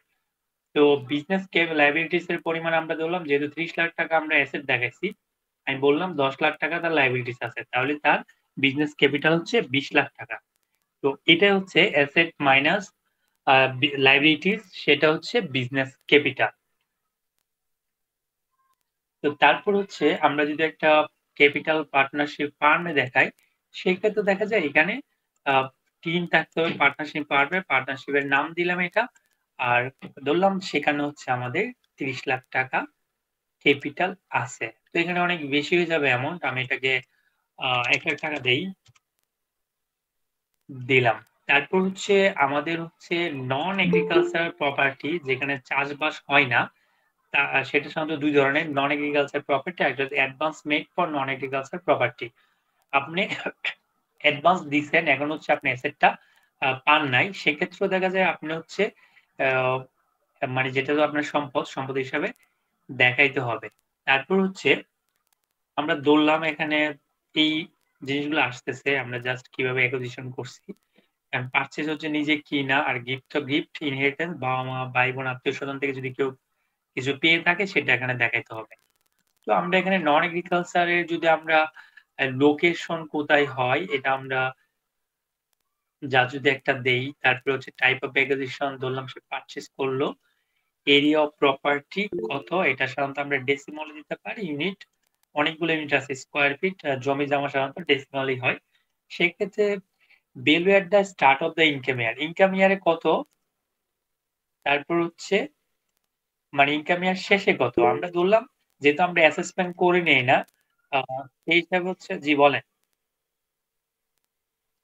জি স্যার, এই যে নন এগ্রিকালচার প্রপার্টি, এটা যদি একটু ডিফাইন করতেন, এটাতে কি বোঝানো হয়েছে? সকল জমিতে চাষবাস হয় না, সেটা কি হইতে পারে? প্রকৃত জমি আছে, অথবা মানে সহজ কথা, যেখানে এগ্রিকালচারাল কাজ কাম হয় না, সেটা আবার বাড়িও কিন্তু নন এগ্রিকালচারাল প্রপার্টির আন্ডারে পড়ে। তাই এটা হচ্ছে যেমন এখানে নিচে আছে এগ্রিকালচার প্রপার্টি, মানে চাষবাস যেটা হয়, ধান চাষ বিভিন্ন ধরনের চাষবাস, সেটা এগ্রিকালচার, আর যেটা না হয় সেটা হচ্ছে নন এগ্রিকালচার। স্যার আমি যদি এমন করি, যেমন আমি একজনকে বর্গা দিলাম, তাহলে সেটা কোন কোন সিলেকশনে যাবে? আমি বর্গা আমাকে দিলে তো জমির মালিকানা তো আপনি দিয়ে দিচ্ছেন না, এটা তো আপনারই না না, সম্পদ থাকবে। তাহলে সেটা আমি কোন খাতে দেখাবো স্যার? এগ্রিকালচার যাবে, যেহেতু বর্গা দেওয়া মানে চাষবাস করবে এগ্রিকালচার। আচ্ছা আচ্ছা, ঠিক আছে। তারপর হচ্ছে এগ্রিকালচার প্রপার্টি গেলে সেটা আমরা একদম সেম ভাবে ডিফাইন করে দিব যে এটা সাধারণত দুইটা বলে একই থাকতে হয়, মানে অ্যাসেটের নেচার একই। তারপর হচ্ছে ফিনান্সিয়াল অ্যাসেট, যদি আমার কোনো ফিনান্সিয়াল অ্যাসেট থাকে এই ক্যাটাগরি, যেহেতু আমরা শেয়ার দেখাইছিলাম, তো আমরা ধরলাম এখানে অ্যাকুইজিশন পারচেজ হিসাবে ব্রোকারেজ হাউসের একটা নাম দিলাম। তারপর হচ্ছে কস্ট ভ্যালু কত, আমরা এখানে 20 লাখ টাকা, 20 লাখ টাকার একটা, সেটা হচ্ছে আমার ইনভেস্টমেন্টের পরিমাণটা যা আছে আমরা দেখালাম। তাছাড়া এখানে সঞ্চয়পত্র যতগুলারই আমরা খেয়াল রাখেন, ফিনান্সিয়াল অ্যাসেটের ইন্টারেস্ট অথবা আর্নিংটা কিন্তু আমরা ইনকাম হিসাবে অলরেডি দেখাইছি। দেখানোর পর কিন্তু এখানে ক্লোজিং ব্যালেন্সটাই সাধারণত আসে, এই আপনার কত টাকা আছে, কারণ এগুলো যেহেতু অ্যাসেট, ইয়ার এন্ডিং এ কতটা ক্লোজিং থাকতেছে। তারপরে এখানে হচ্ছে মোটর কার। মোটর কারের জিনিসটা হচ্ছে আহ আপনার ভালোভাবে হচ্ছে এটা খেয়াল রাখতে হবে যে এটা যেহেতু পিআরটিসি সার্ভারের মধ্যে থাকে, তো সেই হিসাবে হচ্ছে আপনারা এখানে যে জিনিসটা দেখাবেন যে কার অথবা মাইক্রোবাস, এখানে কিন্তু রেজিস্ট্রেশন নাম্বার দিলে ওইটা দিয়ে কিন্তু সার্চ করলে কিন্তু জিনিসটা পেয়ে যাবে আপনি কত টাকা দিয়ে কিনছেন। তো এটা ইঞ্জিন ক্যাপাসিটি যাই দেই, এটাকে আমরা সিসি তে বললাম। অ্যামাউন্টটা আপনি কোনটা দিবেন, যে বিআরটিসি টা রেজিস্ট্রেশন হওয়ার সময় যে অ্যামাউন্টটা আছে সেই অ্যামাউন্টটাই কিন্তু আপনাকে এখানে দিতে হবে। ধরলাম আমি এটা কথার কথা 1 লাখ। তারপর গোল্ড, ফার্নিচার, আদার অ্যাসেট, এগুলো নিয়ে সবাই জানেন, বলার মতো নাই। তো এইখানে যেটা আছে সেটা হচ্ছে ক্যাশ ইন হ্যান্ড, পরে যাব। এর আগে হচ্ছে আমরা প্রথমে এই জিনিসটাকে আমাদের নিতে হবে, নোটস, কারেন্সি, ব্যাংক, কার্ড, আদার। এখানে আপনার হচ্ছে যে যে ব্যাংক অ্যাকাউন্টে টাকা পয়সা থাকবে, ক্লোজিং ব্যালেন্স যতগুলোই থাকে, সেটা অবশ্যই আপনাকে হচ্ছে অ্যাটাচ করে মানে এখানে দিয়ে দিতে হবে, কার্ড নাম্বার, ব্যাংক নাম্বার যাই হয়, দিয়ে এখানে জাস্ট হচ্ছে ক্লোজিং ব্যালেন্স। কারণ এরকম অনেকে দেখা যায় যারা বুঝে না, ওটা দেখা যায় সারা বছরের ডেবিট ক্রেডিট যত হয়েছে, ক্রেডিট যত হয়েছে, এটাকে তারা কি করলো, মানে ওইটাকে তারা দেখায় দিল, কিন্তু আসলে না, এটা হচ্ছে ক্লোজিং ব্যালেন্স যেটা থাকবে সেটাই হবে। তো এখানে আমরা যেহেতু ক্যাশটা আমরা খালি রাখি, রেখে আমরা এটুকু যদি কি অবস্থা দেখা যায়, আমার আরো ডিফারেন্স 35 লাখ টাকা চলে আসতেছে। তো 35 লাখ টাকা চলে আসতেছে, আমরা কিন্তু আদার্স অ্যাসেট এখানে বাড়াই দিয়ে এখানে ধরলাম আমার 20 লাখ টাকা, 30 লাখ টাকা। এখন আমার 6 লাখ টাকার মধ্যে চলে আসছে, 6 লাখ টাকা চলে আসছে। এর আগে যদি আমাদের কোনো লাইবিলিটিস থাকে এখানে, সেটা কিন্তু আমরা দিতে পারি। আর এখানে আমার ফান্ড কোন কোন জায়গায় চলে গেছে, লস যদি থাকে, এটা যে খেয়াল করেন, অনেক সময় এরকম বলে যে হাউস প্রপার্টি অথবা কোনো পার্সোনাল কাজে ইউজ হওয়া, যেমন গাড়ি যেটা বিক্রি করে দিলাম, বিক্রি করার পর দেখা যায় আমি যত টাকা আগে অ্যাসেট দেখাইছিলাম সেটা থেকে এখন বিক্রির পরিমাণটা যেহেতু কম, লস হয়ে গেছে। এই লসটা কিন্তু আপনি এখানে অ্যাডজাস্ট করে ফেলবেন। লস ডিরেকশন আদার এক্সপেন্স, এখানে কিন্তু আপনার যে লসটা হয়েছে এই লসটা কিন্তু আপনি এখানে অ্যাডজাস্ট করে ফেলতে পারেন। তাহলে দেখা যায় আইডি 10B টা মিলে যাবে, কোনো সমস্যা নাই। আর কাউকে যদি আমরা গিফট দেই, ডোনেশন দেই, সেটা তো আমরা অবশ্যই এখানে দেখাবো। তারপর হচ্ছে সোর্স অফ আদার ফান্ড যেটা থাকবে সেটা তো এখানে আমাদের দেখাইতে হবে। আদার রিসিপ্ট অপশনটা নিয়ে অনেকের মানে কনফিউজ হয়। আজকে আমাকে একজন কল দিছে, উনি কোনোভাবেই খুঁজে সোর্স অফ ফান্ড, আমি বলতেছি এই পেজের মধ্যে আছে, উনি খুঁজে পাচ্ছে না, আমাকে প্রথমটা থেকে একটা একটা করে শোনাচ্ছে। তো এটা হচ্ছে কারণ আমার সোর্স অফ ফান্ড এর জায়গাটা কিন্তু ভালোভাবে বুঝতে হবে মিলানোর জন্য। তো এখানে আমরা কারো কাছ থেকে যদি মেন্টাল গিফট, ফার্স্ট সেভিং, হাবি জাবি যাই নেই না কেন, এটা কিন্তু আমি আদার রিসিভ হিসাবে এখানে দেখাইতে পারবো। তো সেটার টাকাটাও কিন্তু আমরা 2 লাখ টাকা জাস্ট কথার কথা দেখাই দিলাম। এটা দেখানোর পর আমার গত বছরের এখানে যেটা অ্যালাউবেল কতটুকু আদার সোর্স, মানে কতটুকু পর্যন্ত দেখানো যায়? যতটুকু হচ্ছে আপনার প্রমাণ থাকে ততটুকু, কারণ প্রমাণ না থাকলে তো আপনি দেখা মানে বিপদে পড়তে হবে। তার মানে যতটুকু প্রমাণ থাকে সেটা হচ্ছে আপনি দেখাবেন। এখন অডিটে যদি 3-4 বছর পরে ডকুমেন্টস এভাবে রেখে দিতে হবে তাহলে? হ্যাঁ, আপনি তো ডকুমেন্ট অবশ্যই রেখে দিবেন। সফট কপি হিসাবে একটা কপি রেখে দিবেন আপনার কাছে, অথবা ক্লায়েন্টরা তো আপনাকে একটা ফটোকপি দেয়, অথবা যেমনি পাঠাক আপনার কাছে একটা রাখতে হবে, কারণ ফাইল মেনটেন করতে হবে তো আপনার। কাজ তো শেষ নাই, কারণ আপনার ক্লায়েন্ট পরবর্তীতে প্রবলেম ফেস করলে তো ওই আপনাকেই কলটা দিবে, বকাঝকা শুনতে হইতে পারে। কত কিছু ভাই পড়তে হয়, মানে আজকেও মন মেজাজ খারাপ হয়ে গেছিল এক ক্লায়েন্টের কথাবার্তা শুনে। মানে এগুলো যারা ডিল করে, মানে কি বলবো একটা জিনিস আসলে।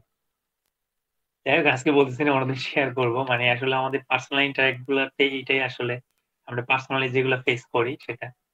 আর আপনি একটা রিটার্ন সাবমিট করে দিয়ে দিচ্ছেন, বাস আপনি বাসায় দিচ্ছেন, কিন্তু পরবর্তীতে প্রবলেম ফেস করলে আপনার চোখে মুখে উদ্ধার করবে উনি। জি বলেন।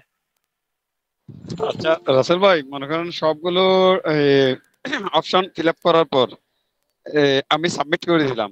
এখন হঠাৎ মনে হলো আমার একটা যে কোনো একটা আইটেম আমি মিস্টেক করে গেছি, আবার দেখানোর দরকার। তখন কি এটা আবার ঢুকি চেঞ্জ করার কোনো অপশন আছে, না একবার সাবমিট করলে আর করা যায় না? সাবমিট করছেন তো শেষ, আর কোনো অপশন নাই। আচ্ছা, ঠিক আছে, থ্যাংক ইউ। তবে এটা সলিউশন হচ্ছে, এখন হচ্ছে আমাদের রিভার্স রিটার্নের অপশনটা দেয় নাই। আমরা হচ্ছে ম্যানুয়ালি দিতে হয়। আপনি 180 দিনের মধ্যে যদি মনে হয় আপনি ভুল করছেন এবং সেটা সিগনিফিক্যান্ট মিস্টেক, তাহলে আপনি হচ্ছে একটা রিভাইস রিটার্ন দিতে পারেন। ঠিক আছে, সেটা ম্যানুয়ালি হলেও এখন দিতে হবে। আর হয়তো অদূর ভবিষ্যতে আমরা দেখবো সার্ভারেও থাকবে, কারণ ব্যাটের ক্ষেত্রে কিন্তু অ্যামেন্ডমেন্টের সুযোগ আছে। আপনি 9.1 সাবমিট করে ফেলছেন, আবার কিন্তু এটা অ্যামেন্ডমেন্ট করে ফেলতে পারেন অনলাইনে, কিন্তু এটা এখনো ট্যাক্সের ক্ষেত্রে হয় নাই। ট্যাক্সের ক্ষেত্রে হয়তো হবে আশা করি। তো তারপর আমার যেহেতু এটা মিলতেছে না, আমি ধরলাম এটা হচ্ছে হাতে নেওয়া কথা। আপনার খেয়াল রাখতে হবে। যে বলেন। ভাইয়া সাপোজ ধরেন আমার ফাইলটা অডিটে পড়লো, হ্যাঁ, তো তারপরে যে প্রসিডিউরটা জাস্ট একটু নর্মালি একটু ব্রিফ করবেন, আসলে প্রসিডিউরটা কি, আমি একটু আসলে এটা ব্যাপারে জানি না। আমার কাছে মনে হচ্ছে আজকে এটা বলার কোনো দরকার নাই, কারণ এটা নিয়ে ক্লাস আছে। ওকে, ঠিক আছে ভাইয়া, ঠিক আছে। অডিট ট্রাইব্যুনাল নিয়ে অনেকগুলো ক্লাস আছে, এবং প্র্যাকটিক্যাল জিনিসগুলো আমি দেখাবো। মানে আপনারা ইনশাল্লাহ সাথে থাকুন, সবকিছু আমি রাখছি। আচ্ছা, এখন হচ্ছে আমাদের আজকে ক্যান্ডিটা মিলে গেছে। এখন আমার যেটা করতে হবে, আমি এবার গিয়ে দেখি কি অবস্থা। এখানে কিন্তু সব হেডিং এ সুন্দর সুন্দর করে সবকিছু চলে আসছে। আসার পর আমাকে বিভিন্ন সোর্সে ট্যাক্স ক্যালকুলেশন করে আমাকে কি বলতেছে, টোটাল অ্যামাউন্ট পেয়েবল আমাকে 7,47,000 টাকা আমাকে বলতেছে। এবার আপনি এটা দেন। আপনি খেয়াল করেন পেনাল্টি কিন্তু এখানে কাউন্ট হয়ে গেছে। ফার্স্ট শিডিউলে যে ইনকামের হাইড করা ছিল, এটা যখন এখন আমি ডিসক্লোজ করতে গেছি, আমার এই পেনাল্টিটা চলে আসছে। এগুলো হচ্ছে আমরা ম্যানুয়ালি যখন করব, তখন আমরা আপনার যখন ফার্স্ট শিডিউলটা পড়বেন, এটা নিয়ে গত ক্লাসে আলোচনা করছি, সেটা বুঝে যাবেন। এখন আমি এটা সলিউশন করব কিভাবে।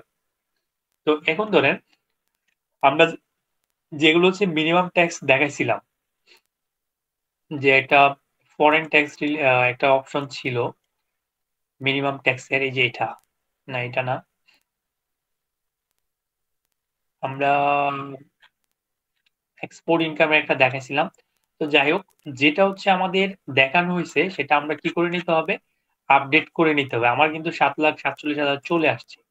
এর জন্য আমাদের এখানে গিয়ে আমরা কিন্তু একদম রিটার্নের সাথে যেটা দিব, এটা হচ্ছে এখানে এখানে কিন্তু চালানটা দিলেই কিন্তু ম্যাচ হয়ে যাবে, কোনো সমস্যা নাই।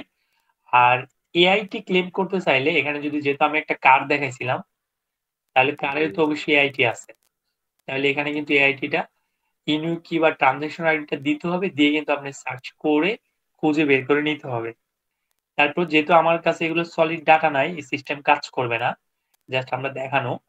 তারপর হচ্ছে 154 দ্বারা যদি আমি কোনো অ্যাডভান্স ট্যাক্স দিয়ে থাকি, সেটাও কিন্তু এখানে আমার চালান নাম্বার দিলে আমার জিনিসগুলো হচ্ছে চলে আসবে।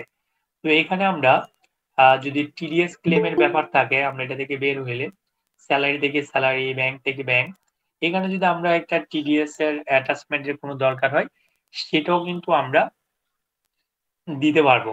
জাস্ট আমরা গত ক্লাসে দেখাইছি, এগুলো জাস্ট ফর্ম ফিল আপ করেই আপনি কিন্তু এআইটি গুলো ক্লেম করে ফেলতে পারেন। সেরকম হচ্ছে অ্যাডজাস্টমেন্ট অফ ট্যাক্স রিফান্ড, যদি আমি ট্যাক্স রিফান্ডের কোনো অপশন নিতে চাই, এআইটির ক্ষেত্রে অনেক সময় থাকে, সেটা হচ্ছে এখানে নিতে পারবো। সবগুলো যখন আমার ওকে হয়ে যাবে, আমরা আবার এখানে ফিরে আসলাম, যে এখানে দেখতেছি যে আমার কি অবস্থা। তো আমরা আবার রিটার্নে ফিরে যাচ্ছি, যেহেতু আমরা এটা সাবমিশনের কোনো ইয়া নাই। আমরা এটা এই অংশটাতে গিয়ে দেখি কি অবস্থা। দেখেন আপনার কোনো হেডই কিন্তু খালি নাই, সবগুলোতে চলে আসছে। জাস্ট আমরা যা ইম্পোর্ট দিলাম আপনারা খুব ভালোভাবে এটা এক একটা করে চেক করে নিতে হবে, চেক করে পিন করে মিলাই নেবেন যাতে সবগুলো ঠিক আছে কিনা। যদি কোনো প্রবলেম থাকে সেটা অবশ্যই ফাইন্ড আউট করবেন, কারণ একবার রান দিয়ে দিলে তো মানে প্রবলেমটা সলিউশন হচ্ছে না। দিয়ে কিন্তু আমাদের অনেকগুলো পেজ চলে আসছে। তো যাই হোক, এখান থেকে আমরা ব্যাকে যাব। এখন হচ্ছে আমরা মানে মূল যে আলোচনাতে যাব সেটা হচ্ছে প্রশ্ন। আমরা তো মোটামুটি রিটার্ন ক্লাস শেষ করলাম, এখন হচ্ছে আপনাদের যা প্রশ্ন থাকবে সেটা হচ্ছে জি একজন একজন করে বলেন।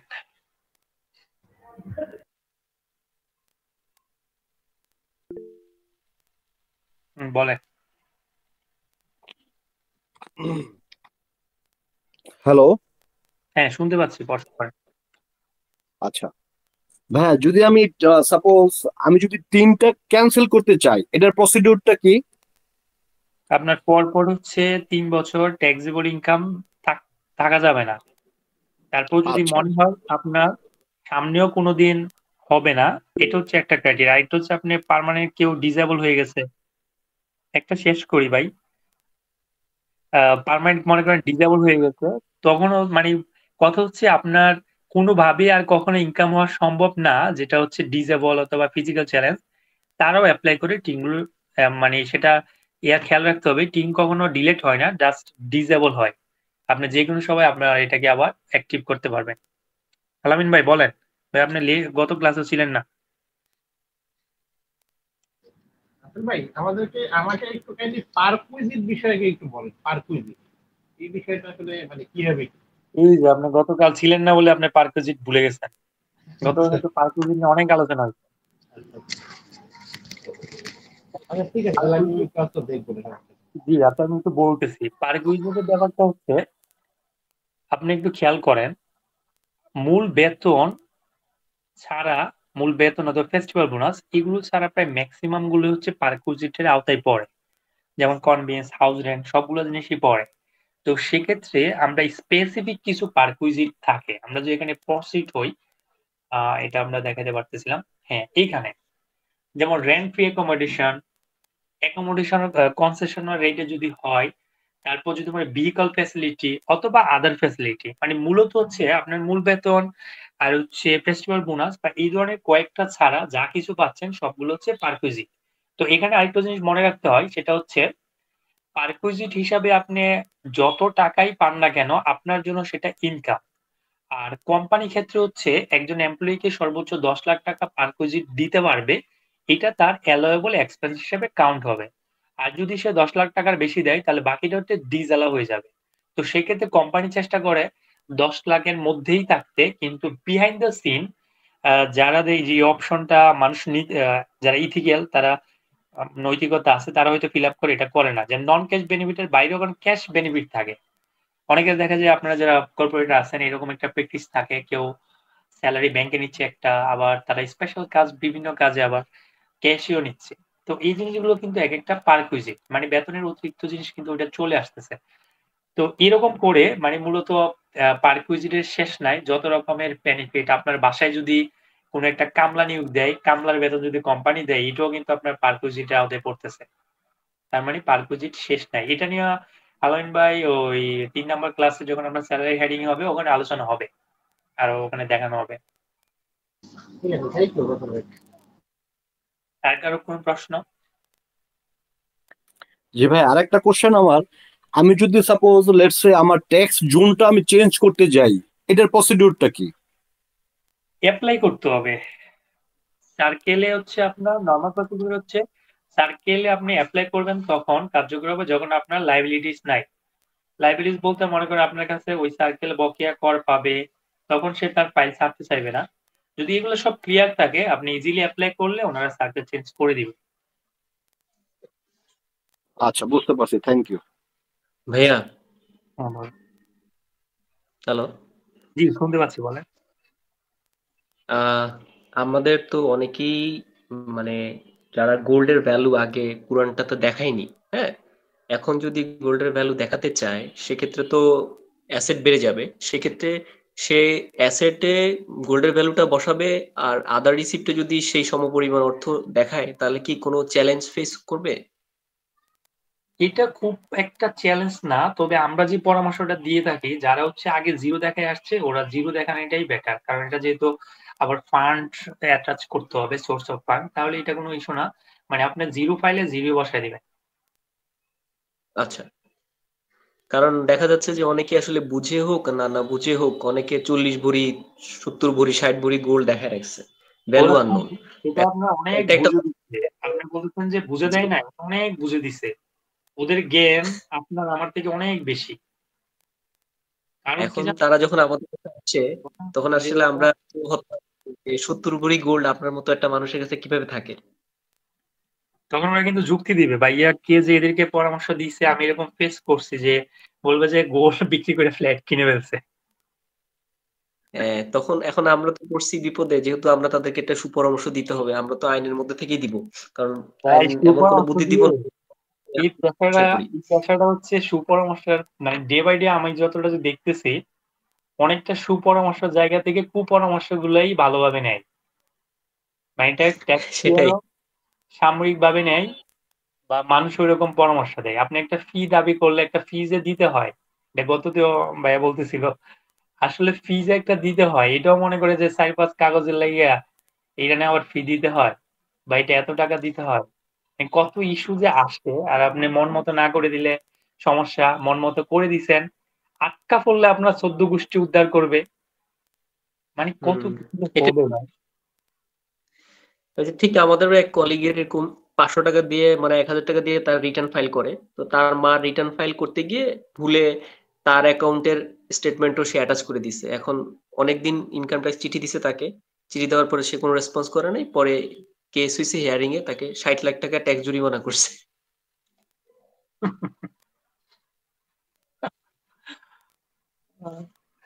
আমি আজকে একটা এক্সপিরিয়েন্সের কথা বলি। হ্যাঁ জয়ন ভাই বলেন। আচ্ছা, আপনার এক্সপেরিয়েন্সের কথাগুলো বলে ফেলেন, তারপর আমারগুলো বলি আর কি।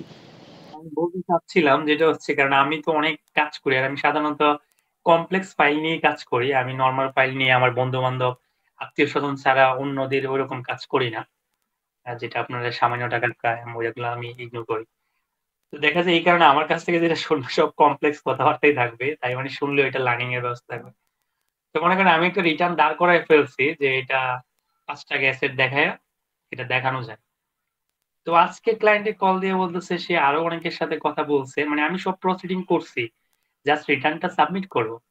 তো বলতেছে না আপনি আমার 10 টাকা আছে, আপনি 10 টাকা দেখাইবেন না, 5 টাকা দেখাবেন, আরেকজনে দেখাই দিবে, আপনি কেন দেখাচ্ছেন না, বা এইটা কি ওইটা কি, মানে উল্টা জারি খাইতে হচ্ছে। লাস্ট ম্যাচ গরম কথা বলতেছে ক্লায়েন্টে, কি আর বলবো, মাথা ঠান্ডা রাখতে হয় এইসব ক্ষেত্রে। আপনি তো আর গরম বলতে পারবেন না যে একটা কাজ আপনি একদম কমপ্লিট করছেন এত কষ্ট করে, এখন টাকা পাইবার সময় আসতেছে, এখন মাথা গরম করে আপনার কাজটা নিয়ে নিবে অন্য কেউ, কারণ আপনি তো সব শেয়ার করে ফেলছেন। তো সেই হিসেবে অন্যদের জন্য তো জিনিসটা সহজ হয়ে গেল, রেডিমেড পেয়ে গেল। তো সেক্ষেত্রে দেখা যায় লাস্টে কি ঠিক আছে আপনি যেরকম চাচ্ছেন আমি ওরকম করে দিচ্ছি, আর আমাকে একটা লিখিত আমি একটা কাগজ দিব, ওইটাতে আপনি একটা সিগনেচার করে দিবেন যে পরবর্তীতে এর কোনো লাইবিলিটি আমি নিব না, আপনার উপরেই বর্তায়। এখন দেখা যাক মানে সে এটাতে এগ্রি হয় কিনা, কারণ দেখবেন 2 দিন পরে আবার আপনি যেটা করছেন এটা যেন আটকা পড়বে, আপনারই আবার 14 গোষ্ঠী উদ্ধার করবে। কারণ এখানে সুনাম অর্জন করা যতটা কঠিন, সুনাম যাইতে ততটাই সহজ। হ্যাঁ এবার বলেন জয়নুল ভাই। একটা বিষয় শেয়ার করবো আর কি। আজকে আমি একটা সাইবার ক্যাফে বসছি। ওই সাইবার ক্যাফে ছেলেটা একটু মোটামুটি কাজ ভালো পারে। এখন দেখে রাখছি অনলাইনে রিটার্ন সাবমিট, বসে বসে দেখতেছি ও কিছু কিছু লোকের রিটার্ন সাবমিট করতেছে। এটা আমার কেমন যেন একটা খটকা লাগলো, ওই ছেলেটা ক্লাস 8 পাস, কি কাজ করতেছে। এখন ভাই যে দুইজন লোককে বসা অবস্থা দেখছি, না অনেক আছে, অনেকের মধ্যে দুইজন আমার খুব পরিচিত। এখন দেখলাম ও একটা মাল্টিনেশনাল কোম্পানিতে চাকরি করে, আর একটা এমনি লিমিটেড কোম্পানিতে চাকরি করে। দুজনে ইনকাম মোটামুটি ভালো আছে, কিন্তু দুজনকে দেখে আমি খুব হতবাক হয়েছি কিভাবে এই কাজগুলো করে। একজন এডুকেটেড পার্সন কিভাবে একটা ক্লাস 8 পাস করা ছাত্রের কর্মজীবী আর কি, ও যেহেতু দোকানটা করে, আসলে দোকানটা ওর, এখন অনলাইনে ওর মাধ্যমে সাবমিট করে দিচ্ছে। আমি অপোজিটে বসছি আর দেখে দেখে হাসতেছি। এখন ভাই কথাটা হচ্ছে এমবিআর কখন শুধরাবে, এই যে যে কোনো জায়গা থেকে রিটার্ন সাবমিট করে দেওয়ার ব্যাপারটা এখনো ওনারা মাথায় নিচ্ছে না।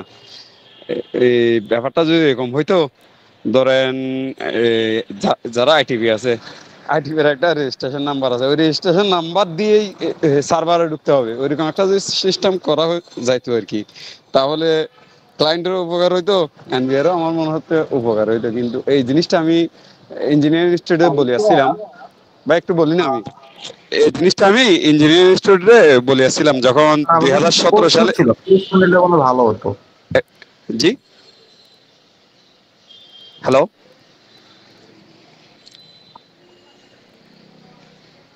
হ্যালো ভাই আপনি বলেন বলছিলাম এটা 2017 সালে যখন আমাদের আইটিভি সার্টিফিকেট দিচ্ছিল ঢাকা ইঞ্জিনিয়ারিং ইনস্টিটিউটে, তখন এনবিআর থেকেও যারা মেম্বার ছিল, 2-1 মেম্বার গিয়েছিল, ওই বিষয়টা বিভিন্ন বিষয়ের উপর প্রশ্ন করতেছিল। তখন কারো কোনো ধরনের প্রশ্ন আছে কিনা জিজ্ঞেস করছিল, আমি ব্যাপারটা বলছিলাম যখন রিটার্ন সাবমিট করা হবে অথবা রিটার্ন সাবমিট করা হবে, তখন যারা আইটিভি আছে অথবা যারা অ্যাডভোকেট আছে ওদের একটা নির্দিষ্ট কি দিয়ে দেওয়া হোক, নাম্বার দিয়ে দেওয়া হোক, ওই নাম্বার দিয়ে যাতে কোথায় ঢুকতে সার্ভারে ঢুকতে পারে। কারণ 50 টাকা দিয়ে 100 টাকা দিয়ে রিটার্ন সাবমিট করে দিচ্ছে, পরবর্তীতে প্রবলেম ফেস করতেছে, তখন বিভিন্ন ধরনের সমস্যা হয়ে যায়। যেমন রাসেল ভাই বললো কার জানি একটা 60 লক্ষ টাকার কি দিয়ে দিয়েছে, পেনাল্টি দিয়ে দিছে মামলাতে। ওই ধরনের প্রবলেম গুলো আসলে ওই জায়গায় থেকে সৃষ্টি হচ্ছে। এখন দোষটা তো একেবারে শুধু ক্লায়েন্টের আছে তা না, এখানে আমি দেখতেছি এনবিআরেরও কিছু সমস্যা আছে, এই আর কি ভাই। আজকের অভিজ্ঞতা থেকে বললাম আর কি কতটা ইনফরমেশন, কিন্তু আমি এর সাথে পুরোপুরি এগ্রি না, কারণ আমি কখনোই চাই না এই ধরনের সার্ভিস গুলো হচ্ছে একদম সিন্ডিকেট টাইপের হোক। কারণ আপনার রিটার্ন যদি আপনি বুঝেন আপনি সাবমিট করবেন, এটা আমি কখনোই, আমি যে এক্সন ব্যাড প্রফেশনাল, আমি কখনোই চাই না এরকম মানে সিন্ডিকেট টাইপের। কারণ এটা যদি এরকমই হয় যে সবাই, কারো হয়তো স্যালারি ইনকাম আছে, কোনো ইনকাম না, একটা সিম্পল, আপনি দেখতেই পাচ্ছেন স্যালারিটা যখন আমি ডিসকাশন করি আমি তেমন কিছু বলিই না, এটা যে কেউ শুধু এটা আছে ইনফরমেশন দিলে। আমার কলিগও এরকম হয় যে রাসেল আমি এটা ইনপুট দিছি, একটু দেখাই দেন। আমি বলি আপনি সুন্দর করে ইনপুট দেন, ফাইনালি রিভিউটা আমাকে দিয়েন, আমি একটু চেক করে দিব যে ওকে আছে কিনা। তো সেই হিসাবে দিল। তো সেই হিসাবে মানে যেটা হয় যে একটা বডির কাছে আমরাও তো চিন্তা করব যে আমাদের কাছে যদি এরকম হইতো তাহলে আমাদের কি হইতো, আমাদের আর্নিং বাড়তো বা এটা। কিন্তু আসলে এটা সবার জন্য উন্মুক্ত থাকাই উচিত। এখন সেটা একজন ট্যাক্স পেয়ার কোন জায়গায় যাবে, কারণ সেটা যদি মনে করেন প্রফেশনাল দিয়ে করলো আর কোনো প্রবলেম হইলো না, তাহলে তো আর প্রফেশনালদের কোনো দরকার নাই। কারণ প্রবলেম হইলেই বড় বড় প্রফেশনালদের দাম আছে, ওনারা কাজ করবে, যোগাযোগ করবে। এটা একটা আমার কাছে মনে হয় একটা অ্যাডভান্টেজই, কারণ শুরুতে কেউ ভুল করলে অন্যের জন্য সুবিধা। তবে এটা অবশ্যই উন্মুক্ত রাখা উচিত, যে পারে সে কাজ করবে। অনেকে তর্ক করে আইটিপি হইছে সেই দিতে হবে অন্যকে। আরে ভাই, আমার প্র্যাকটিক্যালি অনেক দেখছি আইটিপি না, বড় বড় অ্যাডভোকেটরা 20 বছরে যা না পারে, আরেকজন কোনো ডিগ্রি নাই সেও তার থেকে বেশি পারে। তাহলে আপনি কি বলবেন, ওরে কি ছোট করে দেখার সুযোগ আছে? কোন সুযোগ নাই। ব্যাট এমন প্রফেশনাল আছে, ব্যাটের নারী বুড়ি সবকিছু জানে, সে কোনো ডিগ্রি নাই, সে ব্যাট কনসালটেন্টও না। তাহলে আপনি যদি ওর টিটকারি মারেন যে ও ব্যাট কনসালটেন্ট, আবার ব্যাট কনসালটেন্ট এরকম আছে 6.3 কিভাবে লিখতে হয় সে এটাও জানে না, কারণ ওরা তো মুখস্থ করে হয়েছে। আস্তে আস্তে শিখলে প্রফেশনাল হবে। তো এটা কোনো ম্যাটার না, যে কেউ দেখ ভালোভাবে দেখ, এটাই হচ্ছে আমরা চাই। শাকিল ভাই মনে প্রশ্ন করতে চাচ্ছিলেন। স্যার আমার একটা প্রশ্ন ছিল সিম্পল, এটা হলো আমার মানে যদি এফডিআর থাকে তাহলে আমি কি স্যার এটা ইনকাম ফ্রম ফাইন্যান্সিয়াল অ্যাসেটে দেখাবো? ব্যাপারটা কি এমন হবে স্যার? হ্যাঁ, এফডিআর যদি ইন্টারেস্ট থাকে, ইনকাম ফ্রম ফিনান্সিয়াল অ্যাসেট, তখন ইন্টারেস্টটা দেখা যাবে। আর এফডিআর এর ব্যালেন্সটা হচ্ছে আইটি10B তে দেখাবে। আচ্ছা আচ্ছা। আমার কোশ্চেনটা ছিল, ধরেন একটা বিশাল অ্যামাউন্ট তো ধরেন একটা আপনার রিটার্ন সাবমিটের বাইরে আছে, বাট যারা দিচ্ছে ওরা তো অ্যাজ ইউজুয়াল দিচ্ছে, বাট নর্মাল কিছু ফেসিলিটি আপনার রিসিভ করার জন্য ওরা টিনটা করে কিন্তু রিটার্ন সাবমিট করে না। তো এই ব্যাপারে আপনার ইয়াটা জানতে চাচ্ছি। হ্যাঁ, এটা নিয়ে তো কিছুদিন আগে একজন শিল্পী, মানে পরিচিত, আমরা যাকে স্টার বলি অথবা সেলিব্রিটি, সেও বলছিল যে রিক্সাওয়ালা থেকে যেহেতু ট্যাক্স নেয় না, আমার গাড়ির কেন এআইটি দিব? কথাটা কিন্তু আসলে উচিত হয় নাই। আপনারা যারা প্রফেশনাল, আপনি চিন্তা করেন, আমি যখন প্রথম টিমটা নিছিলাম, এটা আরো অনেক আগে, আমি নিছিলাম কেন? আমি নিছিলাম হচ্ছে ফাইবার না, আপওয়ার্কে যখন আমি ফ্রিল্যান্সিং করার চিন্তা ভাবনা করলাম, তখন অ্যামাজনে যখন আমি চিন্তা করলাম যে অ্যামাজনে আমি অ্যাফিলিয়েট মার্কেটিং করব, তখন হচ্ছে একটা টিম দরকার। আমি আসলে জানতাম না, অনেক আগের ঘটনা, যে টিমের যে এরকম বিপদ আছে, এটা তো আইন কানুনই পড়ি না, এটা অনেক আগে, বলতে পারেন 8-10 বছর বা মানে আরো বেশি লম্বা সময়ের আগে, কারণ আমি আইন কানুন জানি না। তো দেখা যায় আমি নিচ্ছি কি একটা আজাইরা কাজে, অনেকে যে ফেসবুকের মনিটাইজেশন পাইছে $1 এখনো হয় নাই, কেউ একটা টিম নিচ্ছে। কেউ মনে করেন ক্রেডিট কার্ডের লাগে, সে একটা ক্রেডিট কার্ড পাচ্ছে না, সেও একটা টিম নিচ্ছে। তো দেখা যায় এই ধরনের যারা ট্রেন গুলা নিছে, তাদের হচ্ছে ট্যাক্স পাওয়ার সম্ভাবনা অনেকটা কম থাকে। কিন্তু কিছু জিনিস যদি হার্ড লাইনে যায়, যেমন ধরেন আপনি লোন পাওয়ার ক্ষেত্রে, ক্রেডিট কার্ডের ক্ষেত্রে এটা কম্পালসারি করাটা আবার উঠাই দিছে, এটা উঠানোর মানে এটা রাখার দরকার ছিল। তারপর ধরেন বাড়িওয়ালাদেরকে, এটা কেন যে এনবিআর চিন্তা করতেছে না আমার মাথায় এখনো ঢুকে না। কারণ বাড়িওয়ালা যারা আছে তাদের উচিত ছিল যে দোকানে যেমন প্রতিষ্ঠানে কি করতে হয়, বিন সার্টিফিকেট টানায় রাখতে হয়, না হয় জরিমানা, পিএসআর টানায় রাখতে হয়, না হয় 20,000 টাকা জরিমানা। এদেরও বাড়িতে এরকম টানায় রাখা দরকার ছিল রিটার্ন সাবমিশনের প্রুফ। তাহলে দেখা যায় অনেকগুলো জায়গায় ধরতে পারতো। এখন দেখা যায় আমরা যারা মানে প্রাইভেট এমপ্লয়ি আছে, আপনি রিটার্ন দেন বা না দেন, কোম্পানি কমপ্লায়েন্সের কারণে টিডিএস অ্যাপ্লিকেবল হলে অবশ্যই আপনার জিজ্ঞাসা করবে না, কেটে রাখবে, মানে আপনাকে দিতে হচ্ছে। কিন্তু বড় ধরনের একটা অ্যামাউন্ট বাদ পড়ে যাচ্ছে, তো ওনাদেরকে অবশ্যই বিভিন্নভাবে আনার চেষ্টা চলে। যেমন কিছু কিছু অনেকে আবার ইগনোর করে। কিরকম? ব্যাংকে গিয়ে মনে করেন এফডিআর বা কোনো ক্ষেত্রে বললো 10 লাখ টাকা বা 5 লাখ টাকার উপরে গেলে আপনার টিন নিলে হবে না, আপনার পিএসআরও নিতে হবে। তাহলে দেখেন অনেক মানুষের 5 লাখ 10 লাখ টাকার উপরে এফডিআর বা কোনোভাবে থাকে, ওরা কিন্তু আওতাতে চলে আসতো। এভাবে চেষ্টা করতেছে। কিন্তু আরেকটা জিনিস থাকে, গাফিলতির একটা ব্যাপার থাকে। কারণ আমরা একটা কথা বলি যে গরু দুধ দেয়, এটার প্রতি সবাই মানে নজর থাকে। তো যারা দিচ্ছে তাদেরকেই চাপানো হচ্ছে, তাদেরকে রেট দেওয়া হচ্ছে। অনেক কিছু যারা একদম দিচ্ছেই না, তারা ওই যে ধরা-ছোঁয়ার বাইরে পড়ে যাচ্ছে। কেন? কারণ এনবিআর এর কর্মকর্তা যারা আছে, তারা যে ওনাদের যে রেসপন্সিবিলিটি ছিল, ওনাদেরকে চিঠি দেওয়া, এবার কিন্তু অনেকের নতুন চিঠি দিচ্ছে, যেটা আগে দেয় নাই, মানে যারা রিটার্ন দেয় নাই।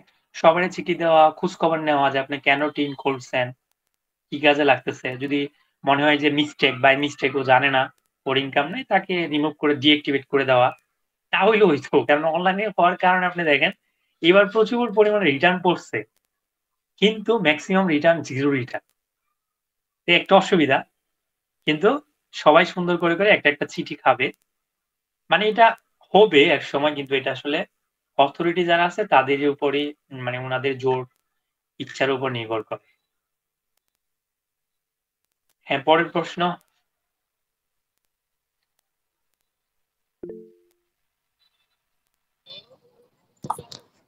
আচ্ছা ভাই, আরেকটা কোশ্চেন হলো আপনার পার্সোনাল রিটার্নের যে লেট পেমেন্টের মানে লেট সাবমিটের যে ইয়াটা, ওইটা একটু সিস্টেমটা একটু বলবেন। যদি সাপোজ কেউ লেট সাবমিট করতে চায়, তাহলে কি প্রসিডিউরটা কি? লেট সাবমিট বলতে? সাপোজ পার্সোনাল রিটার্ন আমার ধরেন 30শে নভেম্বর আমার ফাইনাল ডেট, এখন উনি দিতে পারলো না, সামহাও কোনো কারণে দিতে পারলো না, তারপরে প্রসিডিউরটা কি? ও, এটা লেট এর কথা বলতেছে, লেট রিটার্ন। জি জি জি, লেট রিটার্ন। সে রিটার্ন দিতে পারবে, কিন্তু এখানে বড় অসুবিধা আছে। যেগুলো মনে হয় অ্যালাউয়েবল যে খরচগুলো ছিল, অনেকগুলা খরচ হচ্ছে ডিসঅ্যালাউ হয়ে যেতে পারে। এবার কিন্তু একটা জিনিস ভালো রাখছে যে আপনি স্যালারি থেকে যে 1/3 একটা অ্যালাউয়েবল এক্সপেন্স, এটা কিন্তু লেট রিটার্ন দিল এই অ্যালাউয়েবলটা পাবে। কিন্তু অনেক সময় আগে যে রেটটা অনেক ক্ষেত্রে হইতো, মানে অনেকগুলা খরচ, মানে খরচ যেগুলো ছিল এগুলো ডিসঅ্যাবল হয়ে যায়, তারপর আপনাকে হচ্ছে ফাইনের দেওয়া হয়। তারপর আরো সবচেয়ে বড় সুবিধা 174 হয়ে যাবে তখন। 174 হচ্ছে সাধারণ রিটার্ন। সাধারণ রিটার্ন হলে অবশ্যই এটার অ্যাসেসমেন্ট হবে, তার মানে আপনি জামালে পোয়াবেন। লেট রিটার্নটা কিন্তু এখনো ওয়েবসাইটে মনে হয় দেয় নাই, কিন্তু তখন হচ্ছে আপনার সার্কেলে গিয়ে দিতে হবে, ক্যালকুলেশনটা ভিন্ন হবে, তারপর আপনার ফাইন টাইন যা আছে এটা দিতে হবে, দিয়ে সুন্দর করে দিতে হবে। যাদের হচ্ছে অনেক ধরনের হেডিং এর ইনকাম আছে, মানে এক্সপেন্স অ্যালাউয়েবলের ব্যাপার আছে, ওরা কিন্তু অবশ্যই ট্যাক্স ডের মধ্যে রিটার্ন দিতে হবে। মনে করেন কোম্পানির ক্ষেত্রে অবশ্যই ট্যাক্স ডের মধ্যে দিতে হবে, না হয়ে দেখা যায় অনেক খরচ ডিজেল হয়ে যেতে পারে। এটা একটা ব্যাপার, দিতে পারবে ফাইন কারেক্ট হবে আর কি, ট্যাক্স লাইবিলিটি অনেক বেড়ে আচ্ছা যাবে। আচ্ছা, আমি বুঝতে পারছি, থ্যাংক ইউ। হ্যালো রাসেল ভাই, আমার এই যে volunteer disclosure of income under first schedule, এটা নিয়ে একটা প্রশ্ন ছিল। সেটা হলো স্যার, যে ধরেন স্যার আমার বাড়ি ভাড়া থেকে একটা ইনকাম ছিল 2000 আপনার ধরেন 23-24-এর দিকে, বাট আমি দেখাই নাই। এখন আমি এই রিটার্নে দেখাবো, তাহলে সেক্ষেত্রে কি আমার মানে সেক্ষেত্রে একটু কি প্রসেস হইতে পারে, বা আমি কোনো ইনকাম হাইড করছি সেক্ষেত্রে আমার জরিমানা প্লাস আমার উপরে কি আরো এক্সট্রা ট্যাক্স অ্যাড হবে, এটা এটা একটু বলবেন শর্টলি? কত ক্লাসে ছিলেন আপনি? জি জি ছিলাম।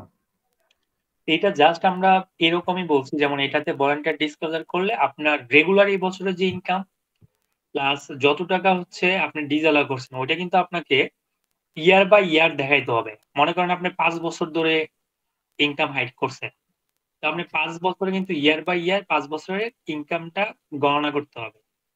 করে এটা যখন আপনি যে সিস্টেমে আমার কাছে এখানে দেওয়া আছে, আপনি যখন এখানে ইম্পোর্টটা দিবেন, তখন হচ্ছে সে এই রিটার্নের সাথে আর এবারে যে ইনকামটা আছে এবং এখানে ইনকাম, এই দুইটাকে ম্যাচ করে তখন হচ্ছে সে ট্যাক্স গণনা করবে। সেক্ষেত্রে দেখা যায় আপনার স্ল্যাব 30% চলে যেতে পারে বা হাই স্ল্যাবে চলে যেতে পারে। যাওয়ার পর এই বছরের যে রিটার্নের যত টাকা ট্যাক্স আসতো আর আগের বছরের, এই দুটার যে পার্থক্য, মানে গত বছর যেটা হাইড করছেন ওইটার উপর আবার 10% পেনাল্টি অ্যাড হবে। আমরা দেখাইছিলাম একদম শেষে এই অংশ ছিল যে আমরা যে একটা ইম্পোর্ট দিছিলাম, ওখানে কিন্তু এই যে আপনাকে পেনাল্টি আন্ডার ফার্স্ট শিডিউলে একটা পেনাল্টি কাউন্ট করছে 10% করে, ও এটাতে কাউন্ট করে ফেলছে। তো এইটুকুই আপনার একবার হচ্ছে 10% জরিমানা ওই ট্যাক্সের উপর, আর হচ্ছে এবার আপনাকে ট্যাক্স দিতে হচ্ছে। মানে এটা সহজ করে ফেলছে ভাই, আগে অনেক কঠিন ছিল, মানে 1.5 গুণ 2 গুণ চলে আসতো, এখন অনেক আচ্ছা সহজ। আচ্ছা, মানে স্যার এই বছর আমার এই ইনকামের ভিতরেও ট্যাক্সটা আসবে, প্লাস গত বছর যে যেটা আমি হাইড করছি সেটার ট্যাক্স, প্লাস তার উপর 10% আমার পেনাল্টি দিতে হবে। Yes, ব্যাপারটা কেমন? yes. আচ্ছা আচ্ছা আচ্ছা। মানে আমি দুইবার দিব, গত বছরে একবার নর্মাল ট্যাক্স দিব, এই বছরও নর্মাল ট্যাক্স দিব, প্লাস গত বছর যে ট্যাক্স দিছো তার উপর আবার 10% পেনাল্টি দিব। হুম, পিভিআর যত হয়েছে, যেমন আপনি যখন শো করতেছেন সেটা। জি জি জি জি, ঠিক আছে, জি ধন্যবাদ। ভাইয়া, বলেন না। হ্যালো, যে আমাদের যে একটা গভর্নমেন্টের যে একটা পেনশন স্কিম আছে, যেটা চালু করছে গভর্নমেন্ট প্রাইভেট চাকরিজীবীদের জন্য, বেসরকারি চাকরিজীবীদের জন্য। তো এখানে আমি যদি প্রতি মাসে চাঁদা দিয়ে থাকি, সেই চাঁদাটা তো আমরা ইনভেস্টমেন্টে দেখাবো, কিন্তু অ্যাকুমুলেশন ফিগারটা আমরা অ্যাসেটে কোথায় দেখাবো? এইটা ধরুন আমরা আইডি 10B তে যাই, এখানে যদি আমরা দেখি যে আমার হচ্ছে যে ফিনান্সিয়াল অ্যাসেট গুলোতে আমি দেখি যেখানে ডিপিএস এর লোন আছে, প্রভিডেন্ট ফান্ড আছে, আদার অ্যাসেট। তো যদি আমার আচ্ছা এগুলোর সাথে ম্যাচ না হয় তখন তো আমরা এখানে আদার অ্যাসেট, যদি আমার স্পেসিফিক না থাকে তাহলে সেটা আদার অ্যাসেট হিসাবে আমরা এখানে উল্লেখ করে দিতে পারবো। আচ্ছা, এখানে একটা কোশ্চেন হচ্ছে ভাইয়া, টাকাটা তো আসলে ওরা আমাকে আর দিবে না, ওরা আমি যখন রিটায়ার করব তখন আমাকে ওরা আবার মানে মাসে মাসে পেনশন দিবে। হুম। সেই ক্ষেত্রে আমি যদি অ্যাসেটে টাকাটা অ্যাকুমুলেশন দেখাই, সেক্ষেত্রে টাকাটা তো আর আমি পাচ্ছি না। আপনি টাকা পাচ্ছেন না বলে তো আপনি টাকা দেখাবেন না এরকম তো না, কারণ তখন তো আপনি ওখান থেকে যে পেনশন সুবিধাটা পাবেন এটা ট্যাক্স ফ্রি, কিন্তু আপনার অ্যাসেট তো যাচ্ছে গা, তো এটা আমরা ম্যাচ করতে হবে না। তাহলে তখন কি আমি যখন পেনশন পাচ্ছি তখন কি আমি অ্যাসেট থেকে এটা কমাবো আবার? না, কমানোর দরকার নেই, ওইটা আপনার যেখানে চলে যাবে এখানে থামাই দিবেন, পরে অ্যাসেট পাবে, মানে যেটা পাবেন এটা তো ওখানে অ্যাড করবেন। আচ্ছা, জাস্ট তো এমনটা এইটি থাকে। জি, এই অ্যাসেটটা তো আসলে আমার আর মানে হইলো না বেসিক্যালি, আমি তো ফিজিক্যালি এক্সিস্টেন্ট না, আমার টাকা দিবে না। বলতে হবে এরকম না, অ্যাসেট ওখানে আপনার ডেবিট ক্রেডিট তো মিলাইতে হবে। হ্যাঁ তা ঠিক, মিলাইতে হবে, এই জন্য আর কি এই টাকাটা তো পাবো না। আমি এই জন্য কনফিউজ, যে কারণ এই টাকাটা তো যদি বলে যে আপনি ইয়াটা পাবেন, মানে পেনশন ফ্যাসিলিটিটা পাবেন, তো সেই হিসেবে আপনি রাখবেন, যখন এটা অফ হয়ে যাবে তখন অফ করে দিবেন। এটা এত ইস্যু না, কারণ আপনার টাকাটা তো টেক করতে হবে যে সম্পদের মধ্যে আছে। আচ্ছা ঠিক আছে বুঝছি। তারপর আর কারো কোনো প্রশ্ন আছে? রাসেল ভাই সবাইকে সুযোগ দিয়েন, প্রশ্ন করতে পারে এটাই একজন ওই রকম করে চিন্তা করে করবেন যে সবাই প্রশ্ন করতে পারে। হ্যাঁ বলেন।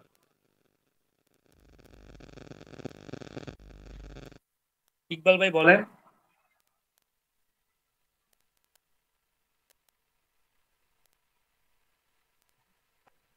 জি ভাইয়া শুনতে পাচ্ছেন? আসসালামু আলাইকুম। বলেন বলেন। ভাইয়া ওই আমার একটা কোশ্চেন ছিল, যেগুলো আপনি স্যালারিতে দেখাইছেন নন ক্যাশ কিছু আইটেম আছে যেগুলো আমরা পার কেজি ধরছি, যেমন অ্যাকোমোডেশন, আপনার এগুলো কি আইটি 10B তে ইম্প্যাক্টটা কি হবে যেহেতু এগুলো নন ক্যাশ আইটেম? ওইটা ওই যেহেতু স্যালারিতে বাদ দিয়ে 1000 যে ব্যাপারটা এটা বাদ দিয়ে বাকি চলে আসবে, এই জায়গায় চলে আসবে। ভাইয়া জি জি, তাহলে কি নন ক্যাশ আইটেম গুলো আইটি 10B তে কি আমার আউটফ্লোতে ইনফ্লোতে কি আসবে? হ্যাঁ এমনি চলে আসবে, আপনার কিছু করতে হবে না। আচ্ছা ভাই আরেকটা কোশ্চেন ছিল, পারকিউজিটের জন্য যে আমরা ইউজুয়ালি কোম্পানিতে অনেক সময় পিক এন্ড ড্রপের একটা সার্ভিস থাকে, এটা কি পারকিউজিটের আন্ডারে পড়বে? না না, যদি আপনাকে পার্সোনালি একটা গাড়ি না দেয়, আপনার সাথে অফিস কলিগ দেওয়া যায়, সেটা পারকিউজিট হবে না। বুঝতে পারছি ভাই, thank you. Okay, next question.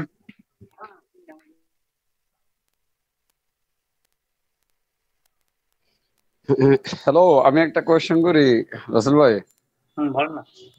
ওই ধরেন আমি সার্চার্জের কথা বলবো। সার্চার্জে ধরেন আমার আসছে এই বছর ইনকাম ট্যাক্সের পেয়েবল আছে মনে করেন 40,000 টাকা।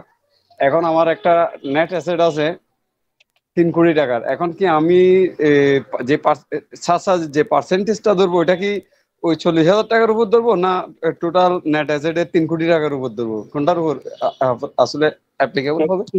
ট্যাক্সের আসলে 3 কোটি টাকা হলে সারচার্জ হয় না, 4 কোটি টাকার উপর হইতে হয়। আর এটা অবশ্যই যত টাকা ট্যাক্স আসতেছে ট্যাক্সের একটা পার্সেন্টেজ হবে, এটা অ্যাসেটের উপর না, অ্যাসেটের পার্সেন্টেজ না, স্ট্যান্ডার্ড। ঠিক আছে, থ্যাংক ইউ। আরেকটা কোশ্চেন ছিল আর কি, ধরেন কেউ একজন খুলছে, টেন খুলছে, বাট সার্টিফিকেটটা হারাই গেছে, কোনো ডকুমেন্ট নাই। এখন এটা বাইর করবো কেন? এনআইডি দিয়ে কি বাইর করা যাবে? না, এটা অনেক কঠিন একটা কাজ, এটা আপনার সার্কেলে যাইতে হবে। আচ্ছা, সার্কেলে যাইতে হবে না? গিয়ে এনআইডি দিয়ে বলবে যে ওনারা এই তিনটা দিচ্ছে, তখন আপনার কোঅপারেশন করবে। এমনি সিস্টেমে বাইর করা যাবে না এখানে? আরো অনেক সিস্টেম আছে, এটা মানে ফর্মালি না বলি, কিন্তু আপনার প্রপারলি হচ্ছে আপনি হচ্ছে সার্কেলে গেলে ওনারা বললে ওনারা একটা ওয়ে দেখাই দিবে। তাহলে একটা সমাধান আছে, ওই যে ইঞ্জিনিয়ারিং ইনস্টিটিউটে এনবিআর এর একটা আছে আর কি, অফিস আছে যেটা আইটির, ওইখানে গেলে ওরা বের করে দিতে পারে আইডিটা দিলে। সবাই তো ঢাকাতে না ভাই, সারা বাংলাদেশের মানুষ আছে না, এখানে আমি সার্কেলের কথা বললাম না, ওইখানে দিলে আর কি ওরা এনআইডি দিলে ওরা বের করে দিতে পারে আর কি। ওরা এটা সারা বাংলাদেশের মানুষ আইটি সব আছে, এটা এত ইস্যু না, আপনি যোগাযোগ করলে ওই বের হয়ে যাবে, পাবেন না যে তা। আচ্ছা, আমার মনে হয় আজকে শেষ করি, অলরেডি মোটামুটি অনেক 2 ঘন্টা কথা বলে ফেললাম। দেখা হবে নেক্সট ক্লাসে, আরো তো প্রশ্ন নিয়ে আমাদের কথাবার্তা হবে। ঠিক আছে ভাই, পাবো আমরা এইগুলোর কোনো ওয়ার্ড ফাইল পিডিএফ? এটা তো ওয়ার্ড ফাইল পিডিএফ না, এটা তো লাইভ, এটা তো এখন আমি কোনো ম্যাটেরিয়াল দিয়ে ক্লাস নিয়ে নেই। যদি এরকম কোনো ম্যাথ দিয়ে বা কোনো কিছু থাকবে যেটা ম্যাথে একটা প্রাইভেট বা একটা গভর্নমেন্ট চাকরিজীবী কিভাবে ট্রিটমেন্ট করতে হবে কিছু থাকবে? ওয়েট করেন। আচ্ছা ঠিক আছে, এটা আমি ওইটা পরে নিতাম, 7-8 নাম্বার ক্লাসে ছিল, কিন্তু যেহেতু আমার রিটার্নও সাবমিট করি নাই, আমি যেহেতু এটা দেখতে পাচ্ছি এটা আমার ইন্টারফেস, তো সেই হিসেবে আমি আজকে ক্লাস শেষে আস্তে আস্তে আমার রিটার্নটা প্রিপারেশন নিব আর কি, তাই 2টা ক্লাসে শেষ করে দিলাম। ডেট কি বাড়াতে পারে নাকি কোনো চান্স আছে? এনি চান্স আপনার কোনো বাড়াতে পারে? হ্যাঁ, এটা বাড়াবে, এখন তো তারিখ তুলা হয় না, কিন্তু আমরা তো চিন্তা করব আমরা নভেম্বরের প্ল্যানিং এ রাখবো, আমাদের ক্লায়েন্ট যা আছে সবাই, বাড়াইলে সেটা আমাদের জন্য পরে এক্সট্রা, কিন্তু আমাদের প্রিপারেশন রাখতে হবে। কিন্তু বাড়াইলে আগে থেকে বললে ভালো, দেখা গেছে লাস্ট মোমেন্টে বলে তখন তো আর অনেকে যে দেখবেন আপনি বিভিন্ন জায়গায় বলে যে এতদিন হয়েছে রিটার্ন করছে এতটা এতটা, কিন্তু আসলে ওরা জানেই না লাস্ট ডে যে পরিমাণ রিটার্ন করবে সেটা সারা বছরে না, সারা 2-3 বছরে সারা লাস্ট ডে বাদে যে ইয়া থাকবে তার থেকে বেশি পড়বে লাস্ট ডে।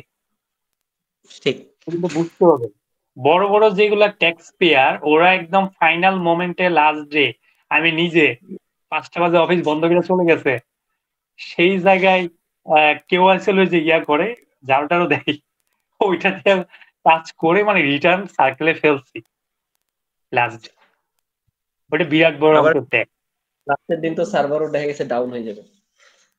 এটা স্পেশালি পার্সোনাল খুব কম থাকে, কিন্তু কোম্পানির ক্ষেত্রে এটা খুব বেশি হয়, কারণ যেহেতু অনেক বড় বড় অ্যামাউন্ট থাকে সবাই 10 দিন আগে কেন দিবে ভাই? আপনি চিন্তা করেন আপনার কোম্পানি ট্যাক্স আসছে 50 লাখ, আপনারা কি পাগলা করতে কামড়াইছে আপনি 1 মাস আগে টাকা দিয়ে রাখবেন? সেটাই লাগবে দিবে। ভ্যাটের রিটার্ন দিতে গেলে 15 তারিখে দেখা গেছে ঢুকা যায় না। হ্যাঁ, এবার আমি বললাম যে একটা ইস্যু ছিল যে রিটার্নটা ইয়াতে দেই, আমি রিটার্ন সাবমিট করছি 4টা মানে কোম্পানি যেগুলো আছে সেগুলো হচ্ছে ইয়াতে, কি বলে এটা, বৃহস্পতিবারে। আমি ভাবছিলাম রবিবারে, আবার বললাম যদি সার্ভারের প্রবলেম হয় তাহলে তো আবার এই রিস্ক কে নিবে। এই কারণে হচ্ছে লাস্ট মুহূর্তে অপেক্ষা না করা, অ্যাটলিস্ট একটা দিন হাতে রাখা উচিত, সার্ভার শুধু ঘুরতে থাকে। রাখতে চেষ্টা করি, বাট দেখা যাচ্ছে যে আসলে কয়েকটা ডিপার্টমেন্টের কম্বিনেশনে কাজ থাকে, তো দেখা যাচ্ছে ওদের থেকে ডকুমেন্ট আসতে পায়, এইগুলা একটা প্যারা হয়ে যায়। এটা সত্য, কিন্তু প্ল্যানিং রাখতে হয়, কঠিন হয়ে যাবে ভাই, লাস্ট মুহূর্তে প্রেশার থাকতে হয়। যারা আপনারা কাজ করেন আপনারা অবশ্যই জানেন। এই যেমন বস আমাদের এখন অডিট চলতেছে ইনকাম ট্যাক্সের, আমাদের অ্যানুয়াল রিপোর্ট ধরে ইনকাম ট্যাক্স তার খাত ওয়াইজ অডিট আপত্তি দিছে। তা আমার কথা হচ্ছে আমার অ্যানুয়াল রিপোর্টে যে ভ্যালু গুলো আছে সেগুলো তো ভ্যাট ট্যাক্স সহ ইনক্লুডেড। ইভেন তারা এটার উপর যে একটা আপত্তি দিয়ে দিল, মানে অ্যাকাউন্টস এর যে খাত আর ট্যাক্স বা মানে ভ্যাটের যে খাতগুলা একটু ডিফারেন্ট থাকে। দেখা যাচ্ছে যে হয়তো দেখা যাচ্ছে আমি ফ্লাওয়ার কিনছি, এটা আমি এটা ডেকোরেশন ইউজ করছি, কিন্তু বাট এটা আমাকে সাপ্লাই দিছে কাস্টমার বা আমার ভেন্ডর।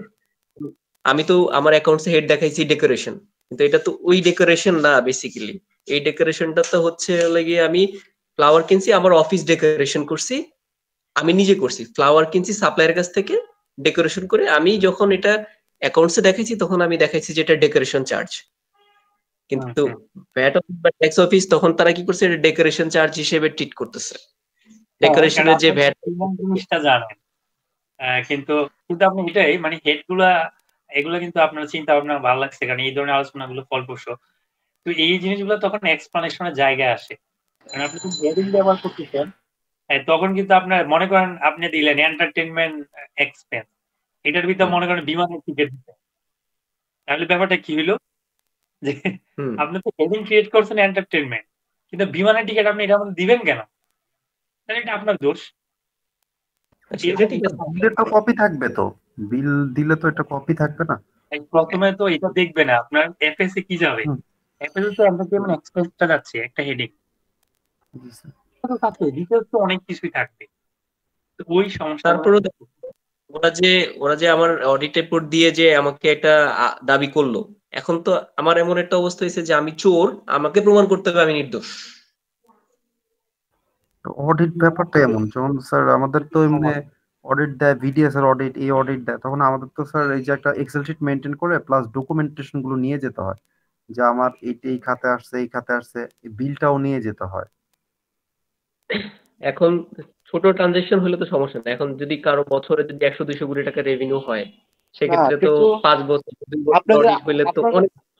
আপনাদের অডিটটা কি সিএ ফার্মের অধীনে হয় না, কোনো সিএ ফার্মের মাধ্যমে হয় না? সিএ ফার্মের অডিট তো ডিফারেন্ট, এটা আমি বলতেছি ভ্যাটের অডিট। ও ভ্যাটের অডিট, তাহলে ঠিক আছে। ও ট্যাক্সের অডিট না, ভ্যাটের অডিট, তাহলে ঠিক আছে। ভাইয়া মানে মোটামুটি আসলে ভ্যাটের অডিটটা ডিফিকাল্টি বেশি, ট্যাক্সের অডিটটা তুলনামূলক আমার কাছে এত কঠিন মনে হয় না, বা অ্যাসেসমেন্ট এটা।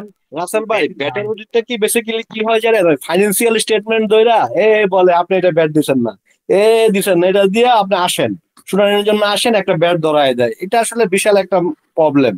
আপনার ধরেন বেসিক্যালি প্রতিটা খাতে বলে ব্যাট দিতে, এখন ধর আপনার খাবারের কিছু বিল, আপনাদের সব জায়গায় ধর ব্যাট দেওয়া যায় না ভাই, এগুলো তো আসলে বিশাল একটা মিস্টেক। এত কমপ্লায়েন্স কিভাবে মানবে? কোনো খাত বাদ রাখা যায় না, প্রতিটা খাতে এনবিআর বলে ব্যাট দিতে হবে। আপনার ফাইন্যান্সিয়াল স্টেটমেন্টে যে হেডটাই দেন আপনাকে ব্যাট দিতে হবে, ব্যাটের বাইরে গেলে আপনাকে ব্যাট দিতে হবে। আপনি বলবেন ভাই ফিনান্সিয়াল এক্সপেন্স আছে, এটাও দিও নাকি?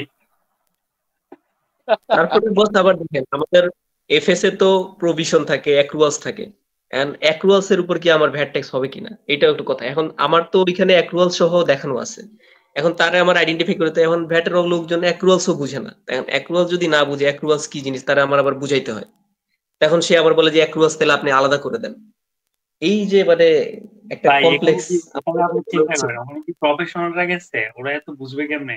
ওখানে একটা নন ব্যাকগ্রাউন্ড যাদেরকে যাই বিজনেসও বুঝে না, একটা একটা করে আপনি ধরে ধরে বুঝাচ্ছেন। ভাই দোষটা তো হচ্ছে সিস্টেমের। আপনি তো এখানে দরকার ছিল প্রফেশনাল, তখন হচ্ছে আপনি হাইড করা বা বিভিন্ন ইস্যু গুলো আসতো না। একজন আর্টস থেকে পড়া সে একজন ব্যক্তি সেই জিনিসটা বুঝে না। আমি যখন ফেস করতে গেছি রিটার্ন আর্নিং, ট্রান্সফার, সারপ্লাস, এসেটের সারপ্লাস, এই জিনিসগুলা বুঝাইতে বুঝাইতে বুঝাইতে বুঝাইতে খাতা কলম জায়গা, তাও মাথায় ঢুকে না। রিটার্ন আর্নিং বস ট্রান্সফার কিভাবে হয়? এনবিএ ভ্যাটের অফিসের দেখা যাচ্ছে অনেক কমিশনাররাও অ্যাক্রুয়ালস বুঝে না। অ্যাক্রুয়ালস কি, আপনারা কেন এটা তাইলে এখানে দেখাইছেন যদি এটা খরচ না করে? তখন তো আমরা আইএফআরএস অনুসারে ব্যাখ্যা দিত যে ভাই আইএফআরএস অনুসারে আমরা অ্যাকাউন্টস করি, তাহলে ওখানে তো বলছে দেখাই দেয়। কেন আমরা বেটের জন্য তো কোন স্ট্যান্ডার্ড মানে স্ট্যান্ডার্ড তো না, আইএফআরএস বানান আপনারা আসলে কষ্ট করে। তখন রাসেল ভাই মানে এনবিআর ট্যাক্সের ব্যাটের অফিসের যারা অফিসার ওরা বেসিক্যালি কি আপনার অ্যাক্রুয়াল বেসিস অ্যাকাউন্ট গুলো ওরা এটা বুঝে না, ওরা বেসিক্যালি ক্যাশ বেসিস নিয়ে ট্রিট করে। আপনি এখানে কোনো হেড দিছেন দ্যাট মিনস এটা ক্যাশ, এটা কোনো অ্যাক্রুয়াল আমি কিছু বুঝি না, দিছেন মানে এটা ক্যাশ, এইটা হিসাবে ওরা ট্রিট করে। এটা হলো মেন প্রবলেম। ডেবিট ক্রেডিটের আইডিয়া নাই তো, মানে আইএফআরএস এর আইডিয়া নাই, এটা হচ্ছে। তবে বুঝাইতে হয় এগুলো আপনার, আপনার বুঝাইতে হবে, কনভিন্স করতে হবে, শিখাইতে হবে। আবার ওনারা কিন্তু আবার বেশি এক্সপার্ট হয়ে গেল, সমস্যা একটু কম থাকাই ভালো।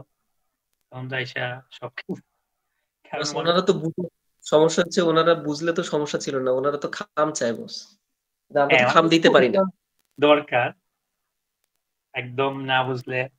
তবে যাই হোক, আমরা ব্যাটের যারা যারা অডিট ফেস করছেন এগুলো নিয়ে আমরা অনেক বেশি আলোচনায় থাকবো।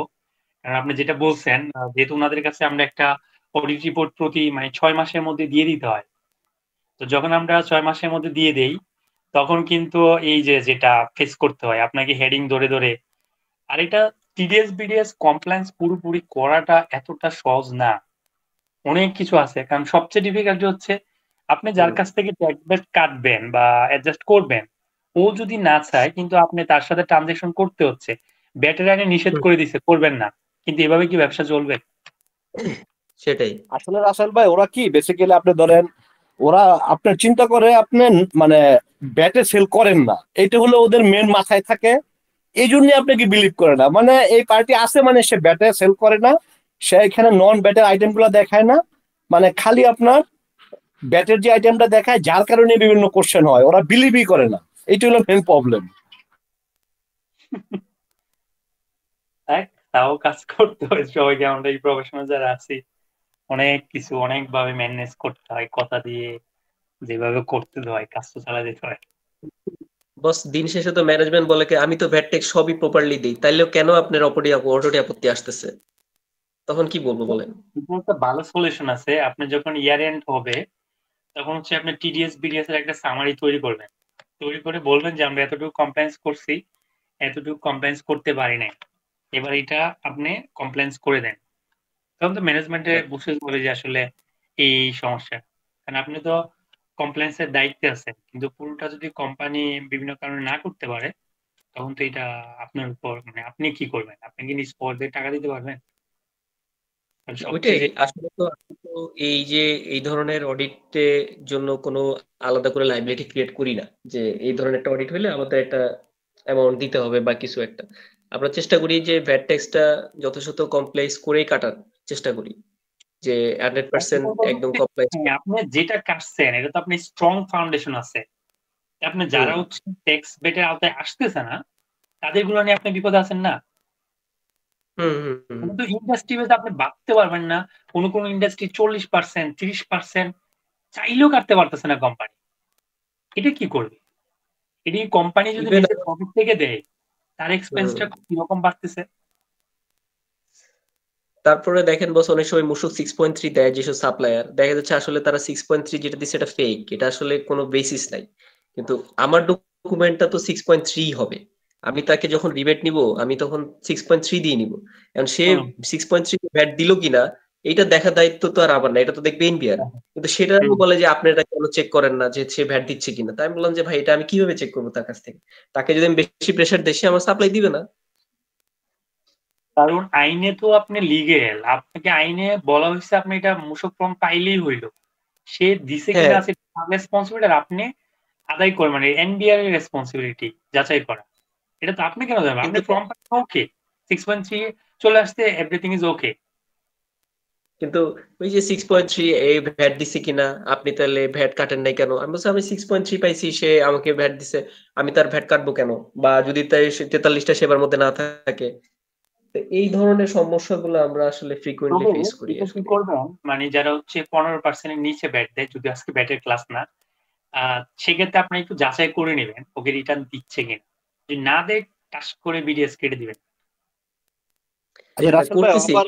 অনেকে বলে আপনার ওরা ব্যাট এক্সেম্পটেড, তখন আসলে বেসিক্যালি এটা কি করা যায়? এটা আসলে পরে বলেন আপনি ভাই স্যার ওটা দেন আমাকে অ্যাটাচ করে দেন। এটা ফক, যেটা আমি দিলে তো আপনার সমস্যা নাই, এসআরও দিলে তো এসআরও স্যার এটা সম্ভব না। এসআরও ছাড়া ও কেমনে কোন গ্রাউন্ডে বলবে? ও মুখে বললে হইলো? প্রমাণ দেন, আমারও তো বাঁচতে হবে। এটা কিন্তু খুব কঠিন কাজ। আপনি ওখানে এসআরও দিয়ে পাইছেন, প্রতি ইনকাম ইয়ারে ধরেন 10টা পাইছেন, 10টা কিন্তু এমন হেডে দিছেন, এর মধ্যে 50টা হইছে এসআরওর ব্যাপার নাই। এইবার আপনি কেমনে ট্র্যাকিংটা করবেন যে এই 10টা হচ্ছে এসআরও বেনিফিট নিছে?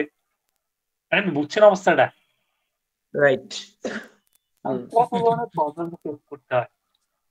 আপনি হাজার হাজার টাকা কাটতেছেন ভাই, কেমনে এগুলো মাথায় রাখবেন আপনি? কোনটা এসআরও বেনিফিট পাইছে কোনটা পায় নাই? ট্রানজিশন হইলে